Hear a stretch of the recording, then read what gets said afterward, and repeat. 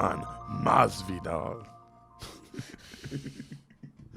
Their names are funny. Yeah, those are interesting names. That's part of what makes sports good too. Is like if you have the right names, it makes like Tom Brady is such a quarterback name.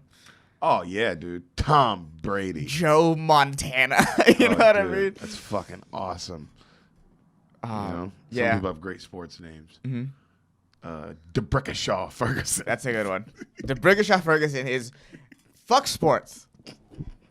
DeBrickashaw Ferguson is the best name of all time. Yo, what else could he have done? Also, Haha Clinton Dix is pretty good because that's also a name, but also a reaction to a news story. Yeah. You know what I mean? Haha Clinton Dix. Yeah. Wait, when was he born? When was he born? Because if he was born like 98, that's like a little, you know what I mean? He probably was, right? Right, that seems about right. I would say he's that much younger than us. Haha Clinton Dix, born in 92. Oh, no. Well, either way. It would have been too funny. This little girl was murdered. Bring in detective. Haha Clinton Dix.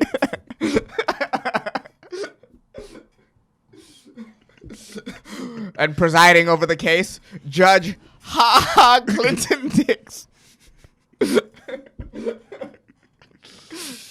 God. Oh, God. Can you imagine? He had to be a football player. He could be a teacher. He couldn't be Mr. Clinton Dix. Mr. Clinton Dix? Yes, Tommy. What's your first name? Fucking year. You guys ask me this every day. Every day you ask me to do this. Say it! Oh, bro, man. Yeah, you're really good at sports. Whenever people have funny names, you have to kind of get good at something. Yeah, right. A lot of people don't know my real name. My real first name is Little Dick Pee Pee Pants. Poston. Yeah. Well, Derek Allen Poston. That's your Derek Allen Poston's your last name. Yeah, I call me Derek. There's that PhD lady. I'm a PhD. She's like a famous PhD. Her name is Dr. Marijuana Pepsi, and her dissertation, bro, and her dissertation is about like strange names in the black community. Oh damn, that's awesome! I was really hoping you were gonna say it was about marijuana and Pepsi. No, that would be oh my god, the effects. Yeah, the effects of both. Yeah, and the positives of both. Like whoa, 2-way on that. But how they really pair well together. Yeah, and like all the things, and how they don't pair well together, Oh, and like how if you put them in this way together, they could be an atom bomb. She blows up a state. Good times. Good times, bro. Good times. Man. So. Hey, you know that song? You know that song? I'm just a kid and life is a nightmare. Yeah. What I would say to that kid is, I'm now an adult and life still fucking sucks dick. Run. I was thinking that shit, bro. Life sucks ass, nigga. You know, that shit sucks, bro. It just keeps going, though, doesn't it? Yeah. You gotta just keep doing it. You gotta keep doing it. It's just hard. It's the Meeseeks from Rick and Morty. Existence is pain. This shit is real. Bro, this shit is real. But you know what? Did you do your homework? Damn. Yeah, I was going to try to make a transition and you stepped on it. I'm sorry. All right. Well, rewind 3 seconds. Yeah. You know what? Life is hard, but sometimes the best you can do is get with friends, have a game night, and have like a house guest over. Okay. That was, I guess, worth it. It was worth it. I'll take it. I wanted to do I'll it. take the W on that. I thought of it like 3 minutes ago. And Judges? I was like, I can't wait to do this. Yeah, they approved. They liked it. Sweet. Yes, I watched House Guest, and while I was watching it, I was like... When did you watch it? Last night. Oh, last night? Yeah. I was like, damn, I watch a lot of movies. Like, because it's like... That's what we do on the podcast. Because it was like, there's no way I would have ever watched this movie. Like, you know what I mean? Like, there's just no way. Yeah. No way. Like, I may have seen, like, at some point, I was probably gonna see Kill Bill. And at some point, I would, you know what I mean? You're gonna you see Independence Day or fucking Jurassic Park. Jurassic Park. There's a chance that I see it. Bro, this one, no way. It's also great to me that you've seen House Guest, but not Kill Bill Volume 2. Yes.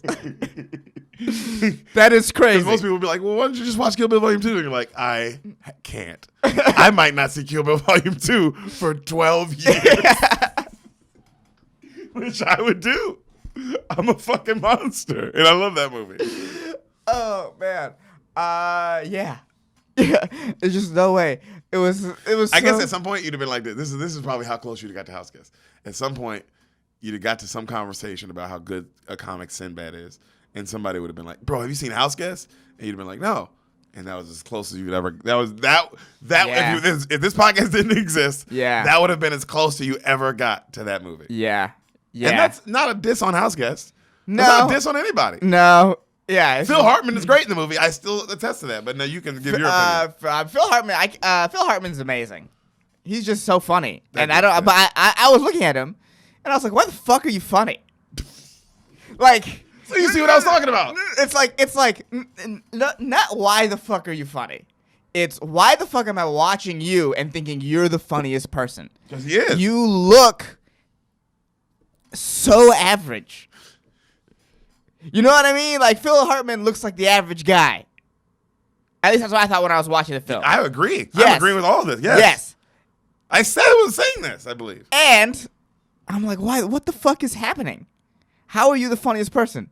The facial moves are so subtle. They both do so much with their faces. Yo, one of the funniest scenes is when he gets sat down at the assembly for the kids at the beginning, and then they go, and then they lift up the curtain, and he sees all the kids, and his eyes Sinbad's eyes just go. It was so subtle, but the way his face changes, I was like, oh, they're really good at. They're both very physical, but they don't. Yeah, they're like Brian Simpson. They don't fucking move. Yeah, they don't move. They're like a comic who doesn't move, but he's very physical, like Bill Burr or some shit. Yeah. You know. Yeah, it was. Louis. It was. Sinbad did a lot with his face. That was funny. Like it was like, damn, these guys are so good at comedy. Yes. These guys are so good at comedy. That's what it was for. The movie was. I'm just saying. Now, hold on. Now, what did you think of the film House Guest? I mean, you know, I could see why I would have never seen this. It's the writing is very juvenile, and they're lucky.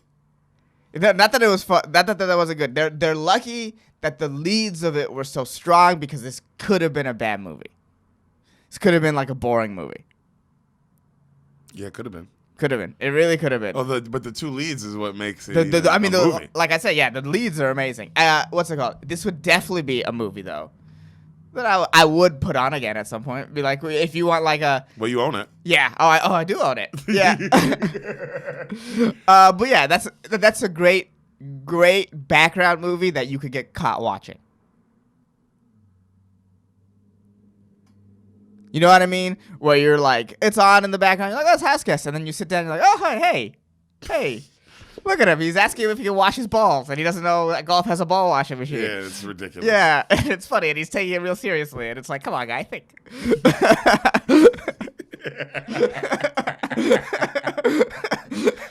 Yo, sit down, use your head. Oh, God. You're on a golf course. Yeah. There's balls involved. My favorite part too, and he was like, his friend had a good point about like, bro, you take advantage of me constantly, and then he continues to take advantage of some more, and he somehow convinces the friend, like all the advice, yeah, all the advice. She tells the girl to date Charles Barkley, and she's like, yeah, bro, I told you, she's like. Man, this dude. Yo, there's nothing funnier to me is than when the girl's like naming, saying all this poetry shit to the mom about poetry. Yeah. And then she goes upstairs, and then the parents look at each other like, what are we going to do with her? and then they look to Sinbad. You know, this guy, even let's say he was your friend 25 years ago. Let's say he was. Yeah. He's still just some guy you haven't seen for 25 years. Yeah. You're going to be like, hey, bro, can you go up there and hopefully not sexually molest my kid? Yeah. Can you go up there and just, instead of doing that, just give her a heart-to-heart that we, as a parent, can. Connect with her with something she likes, like poetry or the Phoenix Suns. She likes 90s basketball. She likes those two things, apparently. She likes poetry and the Philadelphia 76ers. Those are her favorite things. Because he turned her whole day around by mentioning Charles Barkley. Hey, hold up, though. Chuck will make you smile, man. Yeah. But Don't you love NBA Inside on TNT? I'm saying I like it. I'm saying I love it. Chances are she doesn't. You don't think she's watched the bloopers on YouTube? No. Have you ever watched them? Like when they're not the bloopers, but like when they argue or when when Chuck's just talking shit about like fat women in San Antonio. Oh, no, I've seen that. Yeah. I mean, it's actually genuinely the funniest shit of all time. Yo, it's genuinely like, damn, bro, a comedian couldn't be this funny. Because this is honest. This is like he's not trying to. He's just talking, which makes him like, oh my god. The best clip from Inside the NBA is what Shaq goes. Someone recognized me in a restaurant, but they didn't think it was me. And I think Ernie goes, "Who'd they think it was?" And Charlie goes, "Shrek."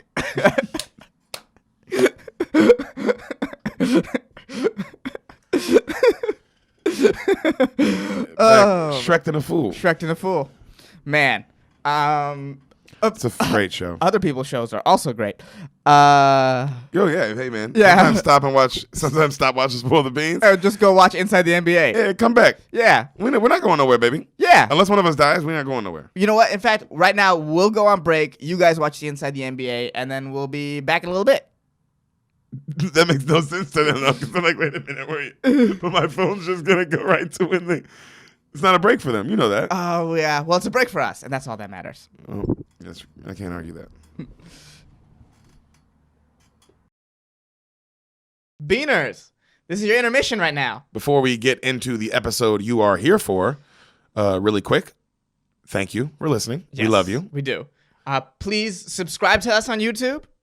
Rate and review this podcast on iTunes. Please rate and review. That stuff matters. We could use the help, and we would appreciate it. Yeah, tell your friends about the podcast. We know you love it. Tell your friends about the podcast. We know you love it. You keep going back and listening to old episodes. That's how we know you love it. We appreciate that. And, follow us on Instagram at Spoil the Beans, and then you can find our individual Instagrams. We're linked on everything. Follow Derek us on Poston, Sanamad. Yeah.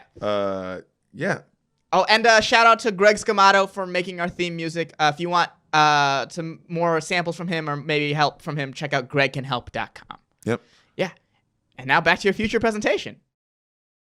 Hey, motherfucker. And when I say motherfucker, I'm talking to you. Because I love you. Hello. I don't know if I feel about that. You know what? I'm going to stay positive. That was good. I was positive. Yeah. And I'm going to stay positive. You wanted to be negative. And you I wanted to be negative, and I was like, I should stop myself from being negative. Good for you, buddy. Positive. You know, Spoil the Beans is all about growing. Because beans grow into beanstalks. Yes, we're all trying to just grow our inner beanstalk. Yep, you know our inner I mean? beanstalks, our outer beanstalks, our financial beanstalks. Well, yeah, it's all positive and upward bean growth. It's all beans. All beans. It's beans all the way down. Oh, son, I was texting a certain gentleman. Actually, you just sent me a message. Do you know this guy I'm texting right now? Oh yeah, I think his name is Darren Bates. Is that who you're texting?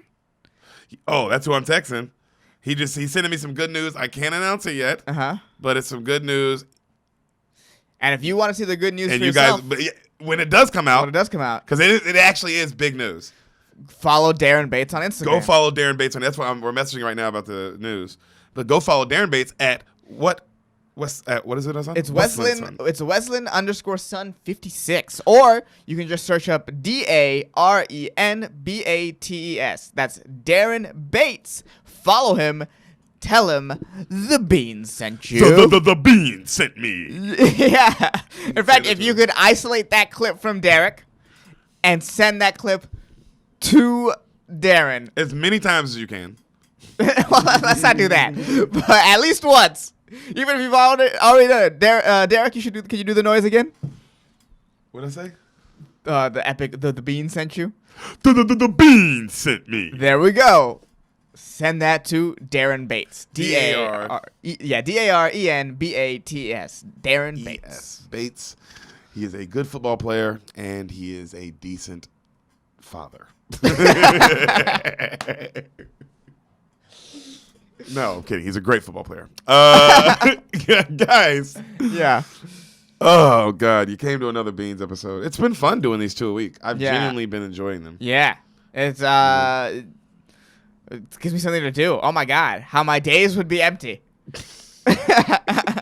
Wow. How positive can be a negative so fast. Yeah.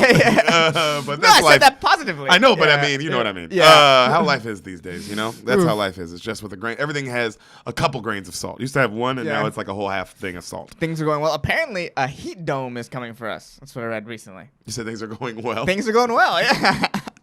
You slide that in, as you said, some form of other bad thing. Terrible thing of 2020 apocalypse dice. Yeah, it's fun. But basketball's starting soon, and I can't be more excited. Honestly, I'm not even kidding. Fucking go for it, boys. Yeah. It's Hey. like the military. It's like, hey, dude, somebody's got to do it. Yeah. Protect and serve. You know what I mean? I don't know what else to tell them. Go Yeah. for it. Somebody's got to play. Somebody's got to entertain. Yeah. Somebody's got to dance. Fellas, get to tapping. I'm sorry. Look at me. Look, I'm jealous. That's not coming from like a place where like I'm coming at them either. I would go do stand up in a heartbeat. Our buddy Craig Y'all is know in we Minnesota will. right now. Our buddy Craig Conan's in Minnesota. Go listen to the episode of Community Service that I'm on of his podcast. Go check that out. It's very fun. But yeah, man. I'm glad it's starting. You know, it is what it is for me, dog. It is, you know, start this shit, dog. Start it up. Start her up. Why not? Hey, we're all I know old people there. It's like, hey, it's just young people there, and all of them might get it. You know what? Fucking let's go, dude. Yeah, we're all gonna die anyway. Let them choose. Let them choose, bro. If they're not allowed to leave out the bubble and come in the bubble, like if that's the amount of people that are gonna be allowed at Disney, then, oh, bro, let what happens happen. You know what I mean? We'll see. We'll see how this. We'll see how this. Are you experience for? goes. Are you pro basketball coming back? Or against? Look. What are we? Con. Like I said, what are we gonna do? In a perfect world, none of this should be happening. Well, in a perfect world, we'd be coming out of a strong lockdown with chances of cases re-exploding small. But we don't live in a perfect world. They just locked down this year. Yeah. All the places, and then they come back 2021, and we see where we're at. Yeah. But we're not there. So This world. yeah, the world we're living in. Hey, fuck it. Let them hoop. Fuck it. Let him hoop. Let's just let him do everything. Let's send the kids back to school. Let's just see what happens. Well, I don't know about sending the kids back to school. Let them hoop. They're a private company, and they're all grown men. I don't know if we should throw the kid. That's why I'm like, with them, it's like, oh, dude, whatever happens to them. I just say I'm saying what's gonna happen, and I'm trying to just. No, I meant just basketball. I know. Like I said, basketball's coming back, but like all those things, like the kids going back to school, like man, they're pushing for it. People, are like, that's gonna happen. So I'm just getting myself into a positive mindset about it. Are you gonna watch the basketball? Yeah, of course. What the fuck am I gonna do? What the fuck else am I gonna do? I want to see. Who do you want to win? Man, I want some dark horse team that no one thought was gonna win it. Like the Kings or some shit. Yeah, the Kings or the Mavericks, some shit like that. Yeah, that's what I want now. That's what I want. Fucking Celtics. Before this all happened, no, not the Celtics. Before this all happened, I want a team that normally doesn't win it to win it too. You don't want some fucking underdog team who's already the Celtics. Yeah, no. Yeah, the Grizzly could go ahead, have it. I wouldn't mind. I would love this. And I've thought about this for a while. I would love a Celtics-Lakers finals. Even with the Kobe year, everything that's happened. I mean, also, I'm sure the NBA would be like, please, God. Yeah. A marketing miracle. Yeah. You know what I mean? Also, viewership. I mean, but I would like that. I'd like a Celtics with a young Tatum because I think he is the future of the NBA. He's very We'll good. see. Could be wrong on that. Could be Luka Doncic as well. Doncic is. That's why I want the Mavericks to win. Yeah, I like you know like me. I like a Luka. I like me a Luka Doncic. man. I always love Dirk. I never hated Dirk. But I would love to see, because I do believe Tatum's the future. I don't believe, now, this is also my dark horse team. I don't think the Celtics are going to win. Because I think the Lakers are going to win it all. But I'm just saying, that would be an exciting finals. And that would also just be cool. Be a Lakers-Celtics finals again. Hey, bro, I'm hoping Mavericks Wizards, baby. Let's tank 2020 all the way. All the way. Let's fucking fuck you, NBA. Mavericks, John Wall. Mavericks Wizards, baby. That's who I want. No, Bradley Beal's not even playing. I don't give a fuck. That makes it way better. Then, also, it solidifies John Wall's status. Yeah. If he makes it, because then it's like, oh, dude, fuck Corona. He carried them by himself. Past the Bucks, past the Raptors. Past the Heat. That's on some real shit. We would have to be like, oh, okay. Yeah. John Wall is next level. He stayed healthy during COVID. Yeah. Also, this is going to be my test to give players some credit. Who stayed healthy during all this? Because if, like you said, if John Wall, let's say the Wizards come out killing, and John Wall looks like I bet look better than LeBron, Kawhi. It's like, and you can just tell, it's like, oh wow, he took care of himself the best. Oh yeah, we'll get to see that. We'll get to see who became fat. And we're right, because yes, absolutely. But I'm thinking like, wow, it might not be the player. You're right. It might be a dark horse team because just on that team, Aaron Gordon kept the best shape, and now Orlando's just fucking following him. And effectively, dude, this is start of a season again. And starts of the seasons are wild. Wild. We're all assuming that the Lakers and Clippers and the Bucks are just going to pick up where they left off. And no. Maybe they win. Maybe they win. Maybe they win. Maybe they win a little bit. But to pick up where they left off. Yeah. And also some team is going to be just like annoyingly hot. And it's going to be the fucking Wizards, bro. Mavericks Wizards. You heard it here first. Some team that's not even in it. Yeah, they play their way into the bubble. Yeah. Mavericks Wizards. You heard it here first. Yo, I mean, dude, what a crazy finals. Nobody would be mad at you other than, the NBA. No, yeah. Okay, all the money they lost. Shareholders would be fucking mad. But can you imagine how look, I'm trying to hit Bradley Beal either. Yeah. I don't like this finals, but I love this finals. I'm trying to hit a home run out of the park early. If I jump on Mavericks Wizards now. I don't believe in the Bucks. I like how we clearly don't believe in the Bucks. Yeah, I wonder why that is. We both don't believe in the Bucks. Giannis, just come to Golden State. Just come to Golden State. What are you doing? I mean, I get it. Oh, Milwaukee drafted you, but come to Golden State, win a couple championships. I get it, Milwaukee. Hey, LeBron changed it, dude. You guys, it's over. Yeah. LeBron changed the league. When he went to Miami, it was over. It was over. Go back to the Bucks afterwards, but come to Golden State. Yep, it's been proven that you can leave and come back and nobody cares. Yeah. Dude, Kevin's in Brooklyn right now. Yeah. None of it matters. Yeah. He's in Brooklyn, dude. What's he doing there? Yeah, come on, Giannis. You know what it is. But okay, we don't believe in the Bucks. No. I do. I can see the Celtics making an upset. I'm cheering for the Lakers. Raptors are a good team, and the Heat are also dangerous. Also, Philly. It's not like Philly's just going to be a pushover. Philly's going to implode in the playoffs.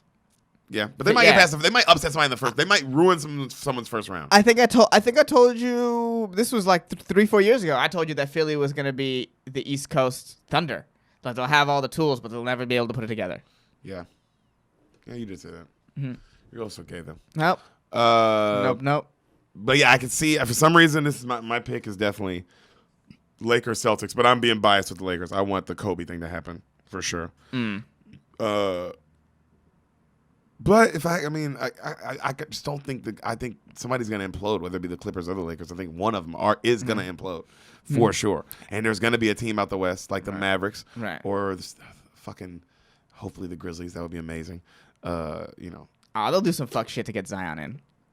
Oh, like the Grizzlies win every game, but they're like, no teams with bear logos. Yeah. Like, what is that rule? Yeah. They'll find a way. But what's gonna happen is, like you said, I think what's gonna happen. They're gonna try to fuck over Ja Morant to get in Zion, and then they're gonna end up with the Kings. Yep. And it's like you deserve that. Yeah. That's what I'm telling you. Mavericks Wizards. And now you get Mavericks Wizards. You could have Ja in the playoffs, and now you get a Mavericks Wizards finals because you fucking tampered with it. Yeah. Don't tamper with it. Yeah. But Hassan, what?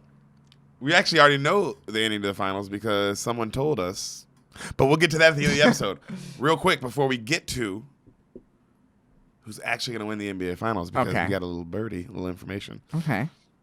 Can you tell me what you think happens in the film that has nothing to do with basketball? So this transition will be like, what? In the movie you haven't seen because that has spoiled the beans. Finger guns. Radio. Okay. I remember the trailer for this. Was this Cuba Gooding Jr.'s last like big film? We'll talk about it later, I guess. I have to guess what happens. So He has to do another thing. Yeah. So there's a high school team and they're playing football and they're practicing, and then the town Cuba comes. This is like in the 50s or 60s or whatever. He's sort of pushing a cart, and he's got like severe autism or something like that. And I remember the shopping cart. And then the ball comes to him, and he grabs the ball and he takes it. I remember that as well. And then the football players get mad, and the coach is probably like, "Oh, this is bad. You can't get mad at him. He's a person who has feelings. He's outside of the community, so let's make him part of our community." And the football players are like, at first, they're like, "We don't like it." And then they realize, "Oh, man, he's a good guy." He's a good guy. There's just a weird thing about how he's autistic and black in the 60s, so, like, we already feel this way about him. You know what I mean? And then like, the parents of the players are like, "This is bad. Our kids are going to catch the tard or whatever." It's the black tard. Yeah, catch the black tard. We don't need that. It's the 50s. They talk like that. And then slowly but surely, the whole town comes around, and they're like, "Oh, Radio. This is our guy." And that's Radio. I mean, that was poetic. Crazy how your last guest involved a mouse bringing a family together. Yeah. And you were way more right than you were on your guess that you knew about. Yeah. You didn't know anything about house guests, and you were 50% right, which is insane. I was just sitting bad away, really. Literally, from being 100. Yeah. This movie, I don't know what happened. And you said you seen the trailer. I don't know what happened. That's what you got out of it. Yeah, he's like the team manager, Oh man, you are great. And then What? a bunch of people watched this movie, and then it inspired a generation of Pop Warner coaches to let Down syndrome kids take that free run at the end zone. That's culturally from Radio. I'm sorry, I don't mean to be offensive. Not Down syndrome kids, autistic probably kids, maybe Down syndrome. Retards, who cares? There we go. Let's spoil the beans. They know what they came for. You want to hear the movie, a different movie? I feel like I nailed some of this. Yeah, you got a couple things. Yeah. Just nowhere near a lot of things. You got Cuba. Yeah. And you got, you said like slight autism. It's like, no, he's retarded. Okay. And, yeah, I'm trying to think. Yeah, you got everything else pretty much wrong. Okay. But, you know what? Let's grow. Let's do it. That's what Spoil the Beans is all about, learning. Let's together. let's get our beanstalks up, guys. Oh, that sounds really sexual. Let's get our beanstalks up, fellas. Oh, beanstalks No, up. ladies too. Come on, I want the ladies to lift up. Ladies, lift up your beanstalks. Yeah, ladies too. But this is for the fellas. Get your beanstalks up. God, you're gross. Credits roll. You Yeah. hear soft music in the background. Mm-hmm. Inspired by a true story. You knew this is about a true story, right? I think so. Yeah, it's a true story. Mm-hmm.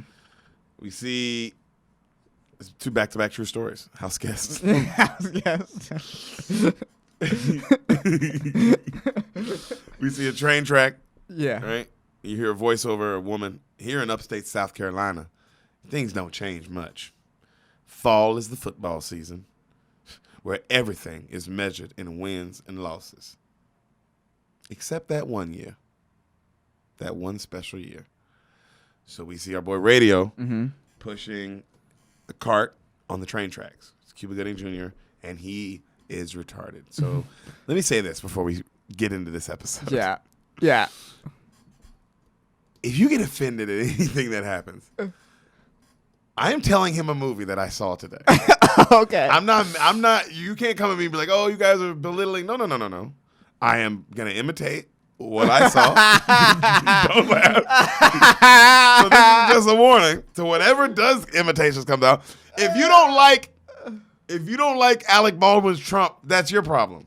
You don't like my Cuban Gooding in radio? That's on you. Has nothing to do with it. I'm doing an impression. I just wanted that to be clear before we get into this movie.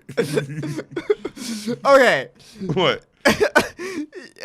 God, it's so funny because I know how bad this impression is gonna be because you never preface anything. You're always like, "Yeah, No. come at me, fuckers," and you're like, "Well, let me tell you a little bit about what's about to happen." I have no impression ready. It's not like I'm like sitting on one, like, oh, I've been waiting to get this one off. Yeah. No, I'm just saying, whatever does come out of my mouth, don't come at me, bro.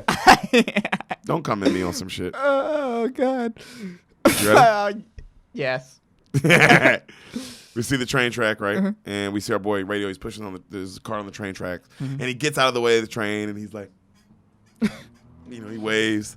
That was a good impression. Yeah, pretty good. Yeah. Radio. Mm-hmm. All right. Credits are still rolling. He pushes his car down the street, and he gets on it like a ship. This is from the commercial where he's riding on the car, like going down the hill like this. Like, and he's like cheering and shit. He's just having fun. He's having a good time. Mm-hmm. And credits keep rolling. He heads into the town. When he gets into the town, music gets a little different. Music gets not as happy. Yeah, a little darker. A little darker. And you see like a white woman grab her kids and rush them across the street. You see people kind of stare at them and like close their shop doors. Just that classic. Mm-hmm. Like, oh, this is the 70s, by the way. Okay. So you're off on that. But you were close, I guess. Not really. Who cares? Right then, someone's like, "Get out of my way, boy." And they almost hit him with their car. Mm-hmm. He walks up on the high school football team having their practice.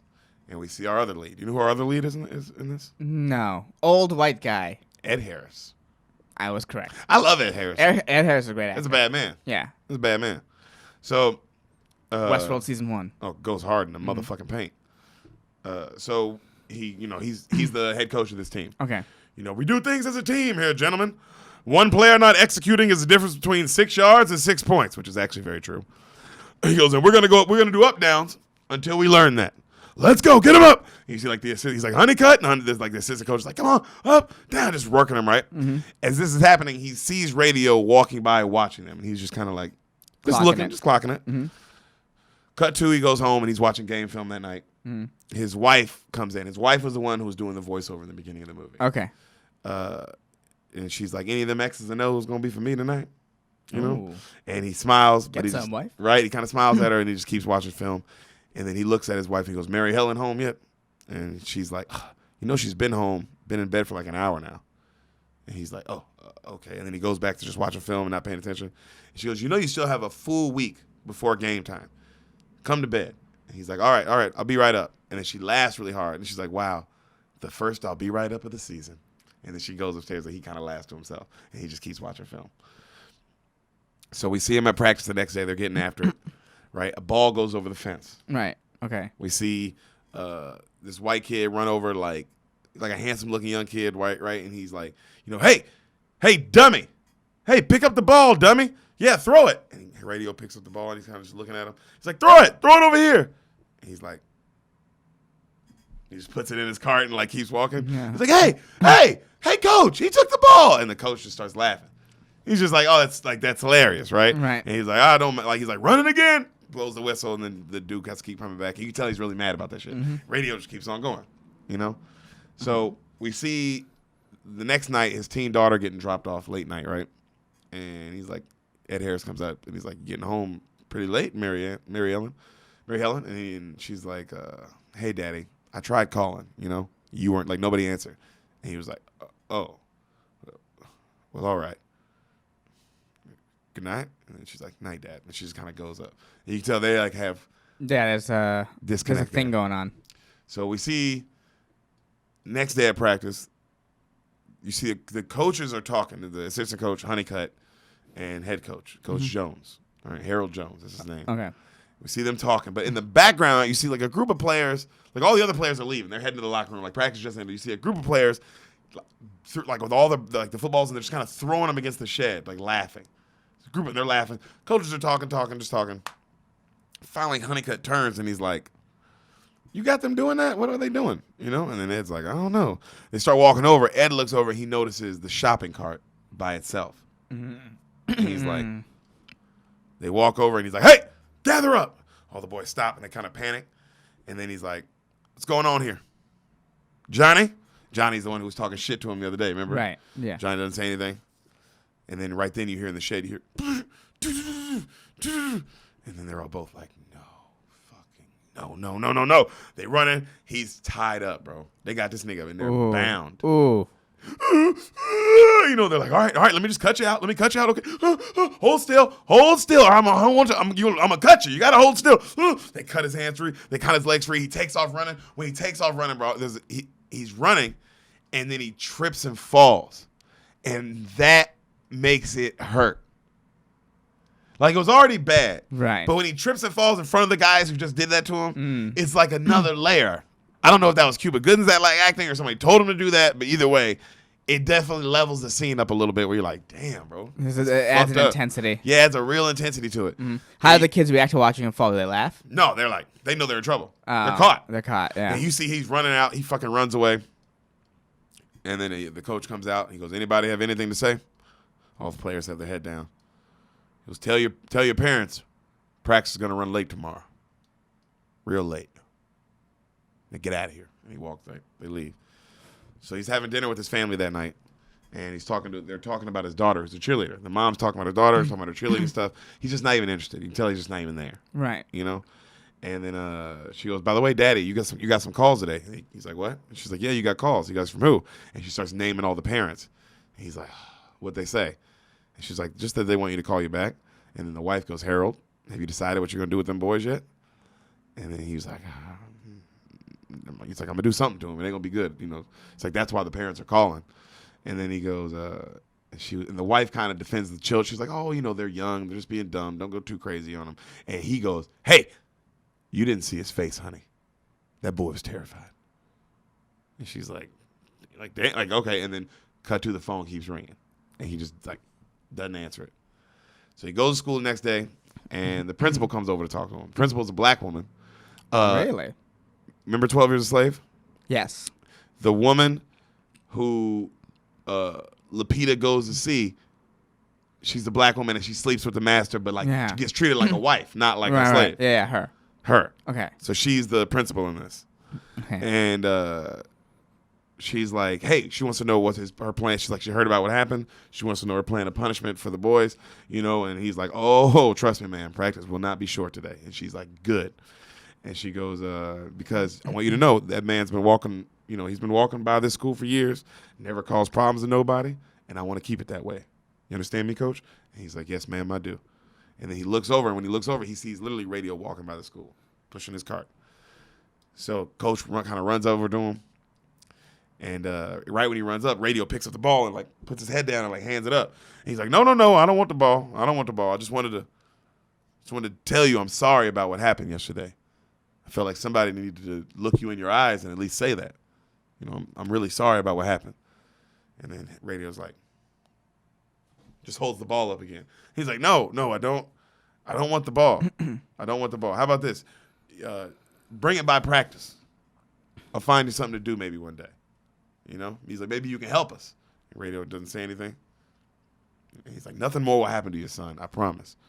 And he walks away, and the Radio just kind of walks off, and the Radio kind of keeps looking back. But he doesn't say anything. And he's like, he's about to speak. He's like, and then he just keeps walking. Okay, so we haven't heard him talk yet. No, we haven't heard him talk yet. No. So practice ends that night, and then the coach goes, all right, the 9 of you, you know who you are. Follow me. The rest of the team leaves. You see the 9 dudes go over. He's like, take your shoulder pads off. And the other coach comes up. He goes, what do you want to do to him, coach? He's like, we're going to run him. He's like, for how long? Till I say stop. You got it, coach. On the line. Ready? Beep.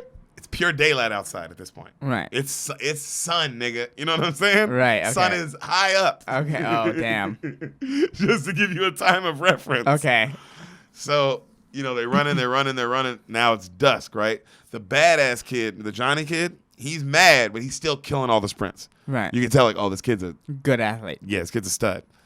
So you see Radio at a certain point now. Radio's now over. He's watching. Mm-hmm. He's just watching him. And they're running and running and running. And I mean, to the point where it's night, nigga, and he's running them. You know? Cut to, he's finally going home that night, the coach. And he walks in, and the wife is like, hey, they said this about Mary Ann and Mary Helen and that about Mary Helen at parent-teacher conference tonight, that you missed. Mm-hmm. And he's like, yeah, I know. And she's like, it wouldn't bother me that much if you weren't a teacher at the school there. And he's like, oh, well, Mary Helen, I know more than anybody that's all bullshit. He's just like, and she's like, it's not about that. It's like, this is your daughter. Take an interest in your daughter. Why is he not interested? And she goes, please tell me you at least forgot to go. Please tell me that it slipped your mind. Say that at least. Because the alternative is you chose not to go. Exactly. Which is, even grosser. That's why I get her of like, just tell me that's the thing. Yeah. And then he goes, I had to deal with them boys, honey. And she goes, hey, you should be able to make room for your daughter and the boys.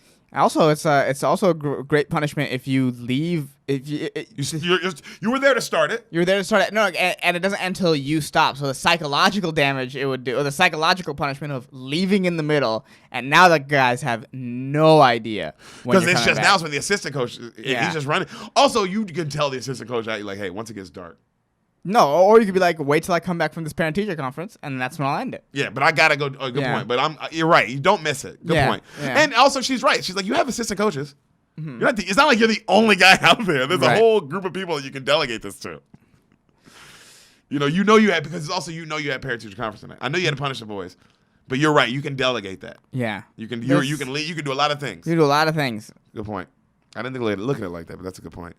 So, the mom goes, she's a junior now. Damn, he doesn't even know that. Huh? He doesn't even know that. She has to remind him. She's a junior now. Oh, yeah. She's like I guess he knows, but it's like, hey, wake up. Yeah. These are also important years. It's like, she's about to go to She's about to leave. She said she's got one more year after this, and then she's gone, honey. And when she's gone, she's gone. It's like, it's not like she's gone and we're hoping like, oh, she'll come back after. It's like, no, we're assuming she's gonna go to college, get a job, get in a married, house, school, yeah. We're not. This is it. This part of the life is over. Yeah. He just kind of stares off, really mad. Cut to, they're having their first game. She's cheering. She's cheerleader, and he's in the tunnel giving the speech. Make the effort on every play. Play smart. Play for the other man. Play with your heart. Think of your teammates. And let's have some fun and get it done, boys. They all go crazy. And welcome your Hannah Yellow Jackets. They bust through the tunnel, all through the paper and everything. They run. Game starts. The Johnny dude catches the first kick return. Yeah. Busts it back to like the other team's 30. Oh, damn. Starting off strong. Oh, you can tell, like, also letting you know this kid can fucking ball. This is the guy. Yeah. So, a little bit later in the game, they get a first down, and then he grabs the Johnny kid and he tells him, son, we're going to run something ISO power. When you get this ball, I don't want to see nothing but the back of your jersey. Now go. Johnny runs in, calls the play. He busts like a 50-yard touchdown. Okay. You see the crowd go crazy. They end up winning 20-14. Mm-hmm. So it was a close game too. Yeah. You know what I mean? He sees when the game's over and they're like he looks and he sees from a distance radio just watching from a fence. All right. Crowd's packed though. You can tell like, oh, this is a good football team. Yes. Like this matters to this town. Like they must win a lot. Okay. You it wouldn't be packed like that otherwise. So after the game, also this is how you know it's a really good football team by this next thing. This is very Friday Night Lights. After the game, the coach goes to a barbershop, right? And in the barbershop is like the gentleman of the town. Okay. You know what I'm saying? Okay. And they discuss the game. It's like a ritual. Okay. So he goes, and they're all happy. Hey, coach. Hey, how's it going, coach? They're all happy. And they're like, coach, we got a hot cup of Joe waiting for you. He's like, thank you, Dale. And he pours his cup, and they're all looking at him, just waiting for him to talk. And he pours his cup, and he takes a couple sips, and he turns. And that's why he's like, oh, wow, this is like a ritual, because he goes, well, nobody asked him anything. He goes, well, we didn't thump him, but we got the W. And that's a good way to start the season. Right? They're like, that's right, coach. Right? You know what I mean? He's like, oh, this is a football. He has to go give like a press conference. To the boosters, because that is who all these guys are. The ex-players, the ex-boosters, all like the new boosters. Like this would be why the football team gets all the nice shit and like all that. Because you can tell it's like their stadium's nice, all that stuff. So he's like, he gives compliments to Johnny's father, who's there. Right. He's like, hey, your son played a hell of a game. Whoop-de-whoop. He's like, compliments to you. And the dad's like, why don't you give him the ball more, right? And they all kind of laugh. And so people ask him, like, hey, you should also be throwing more, coach. He's like, yeah, I think you should be throwing more. And then a couple of other guys go, hey, we're not here to tell a coach what to do. Let's remember, and he's like, oh, it's fine. He goes, but I do got to get going. Boy, that was a good cup tonight, Dale. He's like, oh, thank you, coach. We appreciate you stopping by. You can tell it's mandatory. He has to at least stop by and say his piece. And has to listen to the criticism a little bit. Yeah. And then go. Because also you can tell it's like, wow, because the other guys knew, like, hey, you can't criticize him too much. But we're allowed to give a little, like, hey, what happened? Right. So, cut to practice next day. Everybody's busting their ass. And Radio walks by. And he notices, right? And he sees Radio kind of watching. And he looks at him. And he looks at Honeycutt, his assistant coach, head coach. He said, Honeycutt, see that young man over there? Honeycutt's like, yeah. He's like, you figure he wants something? Honeycutt's like, I don't know. He's like, maybe he's thirsty. And then he hands him his bottle that says Coach Jones on it. It's like his water bottle. Yeah. Right? He hands to him, and he's like, well, go on. Honeycutt's like, right? And he runs over. He goes, hey, how you doing? And Radio's about to leave. He goes, settle down. I ain't going to hug you or nothing. And that Radio's kind of looking at him. He's like, just a little water here. This is from Coach Jones. A gift from him. I'm just giving it to you, all right? And he kind of like tosses it over the gate, and it lands in his cart. And he's like, you got a name, son? Radio kind of looks at him. He's like, well, just give it a squeeze. Trust me, it's all good, right? Like letting them know, like just because it's one of those kind of water bottles, like, okay, like a football one, something you see at football. Yeah, practice, you gotta squeeze the gate. So right then, Radio picks it up and he starts drinking, and he's like, he's just like squeezing the shit out of it. He's also great. You love this guy. You're like, oh, this guy's so innocent, right? So coach is watching him. He kind of smiles. So the practice ends. He comes up to him after practice, and he's like, hey. Glad you came by again today. And then Radio hands the water back to him, all scared. And he's like, thank you for giving me this back. He's like, what's your name? Doesn't say anything. He goes, well, we got some burgers coming. You want to come on in and hang out with us? Still got some X's and O's we're doing, but we're gonna eat some burgers. You want to come in? Radio's kind of looking at him. He's like, bring your buggy. It's okay. Come on. Radio's like, and he brings the football and he looks at him, and then he's like. And then he puts his football back in the cart. Okay. Like, no, I'm keeping the football. All right, the football's mine. Like he was like, I was about to give it back, and then I thought about it. I was like, oh, you know what? I'm keeping the football. Yeah, it's my fucking football. You guys did the shed thing. Yeah, that's a fair trade. I feel on his side of your look, it's like, hey, come, I'm keeping this. I gave you the water back. Shit, I wonder how the players are gonna react to seeing him in the thing eating burgers. Probably well. The players are gone. Oh, players are gone. Okay. He said we got some burgers coming for like the coaches. He said we're in here gonna be watching film. Okay. Players are gone. They already, like, you saw them leaving practice when this interaction was happening. Okay. So he comes in, and right when he comes in, he walks into their office, right? Mm-hmm. And you see Coach just going, writing, working on plays on the paper, writing, and Radio immediately goes you don't know his name yet, but he immediately goes to the radio and just starts toying with it, right? And he finds a station he likes, and it's like old school jams. Yeah, like Stevie Wonder, all that kind of the great Marvin Gaye, shit like that. And Radio's like that. He's like, loving it. And he's like, well, at least you finally found a station you like, because he's been doing it for a while. And then right then, Honeycutt walks in with all the food. And he's like, hey, you say his name yet? He goes, no, I didn't say his name, but he sure likes that radio. And then right then, Radio's like, radio, right, as he's listening. And then he sits there, and Honeycutt goes, well, it's mine, and it just sits there. I don't even use it. You can have it if you want. And then Coach Jones is like, you hear that, Radio? Coach Honeycutt says you can take that home if you want. And Radio kind of smiles. Okay. And so Honeycutt looks at him, and he goes, like, hungry? Like, hands out a hamburger, and Radio snatches that bitch. And they kind of look at each other, and then, they both kind of laugh. And Radio's kind of looking at them. And then they go, you want a root beer or a Coke? And Radio's like, Coke. And they're like, man knows what he wants. And he holds out the Coke, and Radio snatches that too, and they laugh. And then he just starts eating, right? Cut to that ends, they leaves, give him a ride home. Puts his card in the back of the truck. He's like, so, which way's home, Radio? And Radio's like, that way. He's like, okay. And they start leaving, then he immediately changes his radio station for what he was listening to. Yeah. To old jams, right? And then he's like this, and then Coach laughs, and he's like, ain't nothing wrong with the good old country station, but I guess I can get used to this too, huh? Right? And so you immediately start loving the coach. Yeah. Immediately you're like, at Sands, he was like, oh, I like him now. I really like him now. He won me over. So he goes, you know, all the boys call me Coach Jones, but you can call me what you like whenever you get around to it. Radio's kind of like looking at him, but just still listening to the music, you know? Okay. So it was a good, interesting. I think it was a good choice to not have him talk for a long. Yeah, he doesn't talk. I didn't realize. He doesn't really I talk. was like, why he doesn't talk for a long time? Yeah. Is this Cuba's last big role? I believe so. Mm. I think this is his last bit, like monster big. I mean, he did well in the box office, like all that. You know, yeah, I think this is his last big role. Interesting. I wonder what happened. Yeah, he was a huge talent, man. Doesn't make any sense. We've done 2 of his movies already, or 3. 3? We've done 3. We've done this. Boys in the Hood. Gladiator. And Gladiator. Is he in another one? No. We've already done 3 of his movies. I mean, Yeah. the dude had a fucking run, man. Also, it's like from it wasn't like it was a short No, run. it was the either. 90s. 90s. The entire 90s, 2003. Yeah, it's 2003. 2003. Yeah, I think Radio was 2003. Yeah, it's 2003. It just feel.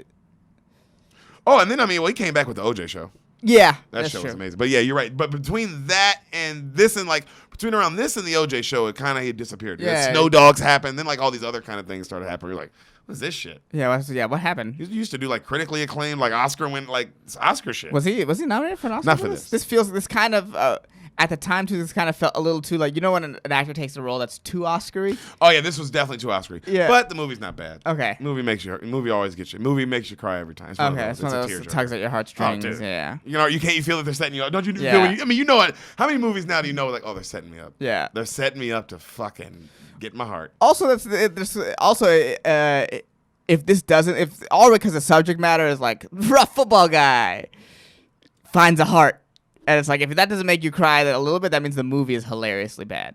Yeah, that means the movie is like hilarious. Yeah. And it's like, no, you're not laughing when you watch this. No. I will admit that. So it's like, oh, they did their job. Yeah. Because I should be if they didn't do their job, Every time Radio would be on screen, you'd laugh. I'd die laughing. Yeah. So And that's the mark of a bad movie. it's goddamn right. Mm-hmm. So he takes him to his house and he's like, well, hope you can come by practice tomorrow, you know, same time. Mm-hmm. And his mom comes out and his mom's looking at him like looking at Coach Jones, of course, like, who the fuck is this guy? Right. You know, and he's like, afternoon, ma'am. Name's Harold Jones, coach of the football team over at Hannah High. You know, just giving your boy a ride home is all. She's like, come on in now, baby. And then like he's just like, all right. So Radio runs in the house and he immediately takes the radio apart, right, and starts like toying with it. Mm-hmm. And then she's like, ooh, I see you got you another one. He's got a bunch of them. Okay. All right. And then she goes, you get that from him? He goes, yeah. And she goes, who is he? He's like, Coach Jones. Coach Jones. He goes, okay. He shows her the radio, and she's like, he a nice man? He's like, yeah, he nice man. She's like, okay. Well, I think it's time to wash up for dinner. Made some fried bread for you. And he's like, okay. And he just keeps playing with his radio. Mm-hmm. All right. Cut back to practice the next day. The boys are going hard. Calls them together. And he gives a speech how they got one of the biggest games of the year coming up. They're going against their rival, Easley. You know, Easley's fast. They got speed. And, you know, the whole objective is going to be keeping their O off the field. We got to play great defense, and we got to, you know, run the clock out when we're on offense. We got to grind them out, you know. They're like, yes, sir. And he goes, and one more thing. You see that young man over there? They look over his radio. He goes by the name Radio. He'll be helping us out here for the rest of the year. And we will not have a problem with that. Yes, sir. That's what I thought. All right, boys. You know? And they're like, you're right. You're like, oh, damn, that's how you nip that in the bud. That's dope. It's like, I'm not even asking. Yeah. I'm saying. That's dope. That's what we're going to do. Mm-hmm. So cut to him having like practice with the drills, and now he's having fun with the team. You know what I mean? And he's helping them pick up balls, and like players are like kind of messing with him, like you know, hitting them with the dummies and shit. But he holds the dummies for the players and like blasts a couple guys because he's still a bigger guy, right? You know, and he's doing the whistle drills, and he's like boop, boop, you know, and like he's just having fun. You know, you can tell like the team's starting to come around to him. Right. Cut to Friday night, he's at a game. And he's on the field with like a nice sweater, and he's by the coach on the sideline, you know, and he's like, yeah, you know, he's just loving it. He's just like cheering the team on, you know what I mean? And then like they get intercepted at one point, and he's like, uh-oh, and the guy like runs it back, and they lose the game. And you see every game, he puts the clippings up on his bedroom wall. And like when they lose, he's like, oh, you know, like he's sad. And they cut to the next game. He's dancing with cheerleaders and shit. People are loving him. They lose straight. That's what the one clipping says. So now they're losing. Oh, okay. They lose 3 straight. Okay. All right. Cut to a practice of him, he's being a coach, and he's like, don't quit, don't quit, don't quit, don't quit, and they're lining up, and they start winning a couple games, and you see him all happy again, and he's holding field goals at practice, and he's walking by the fans, when the sold out games, and everybody's like, and he's hyping everybody up and shit. Okay. So he's becoming part of the team. He's integrated himself pretty well. Oh, yeah. Yeah. So cut to the barbershop one night. It's quiet, and his coach is pouring himself a cup, and they go, Johnny's dad goes, that was quite a show tonight, Coach. I mean, is this a football program or some kind of social club? And he kind of laughs. And you see how Coach kind of looks at him like, man, fuck you. Mm-hmm. You know what I'm saying? So he drops radio off the next day, and he goes, hey, I'm going to go talk to your mom if that's okay. He goes, oh, she right there. So now he's kind of talking. Okay. All right? And then she goes, radio, I got a sandwich for you in there, honey. Okay, mama. He goes in and have a sandwich. He goes, hey, ma'am, I was just wondering if I could take your son to Hampton. We're having an away game this week, and wonder if I could take him on the bus.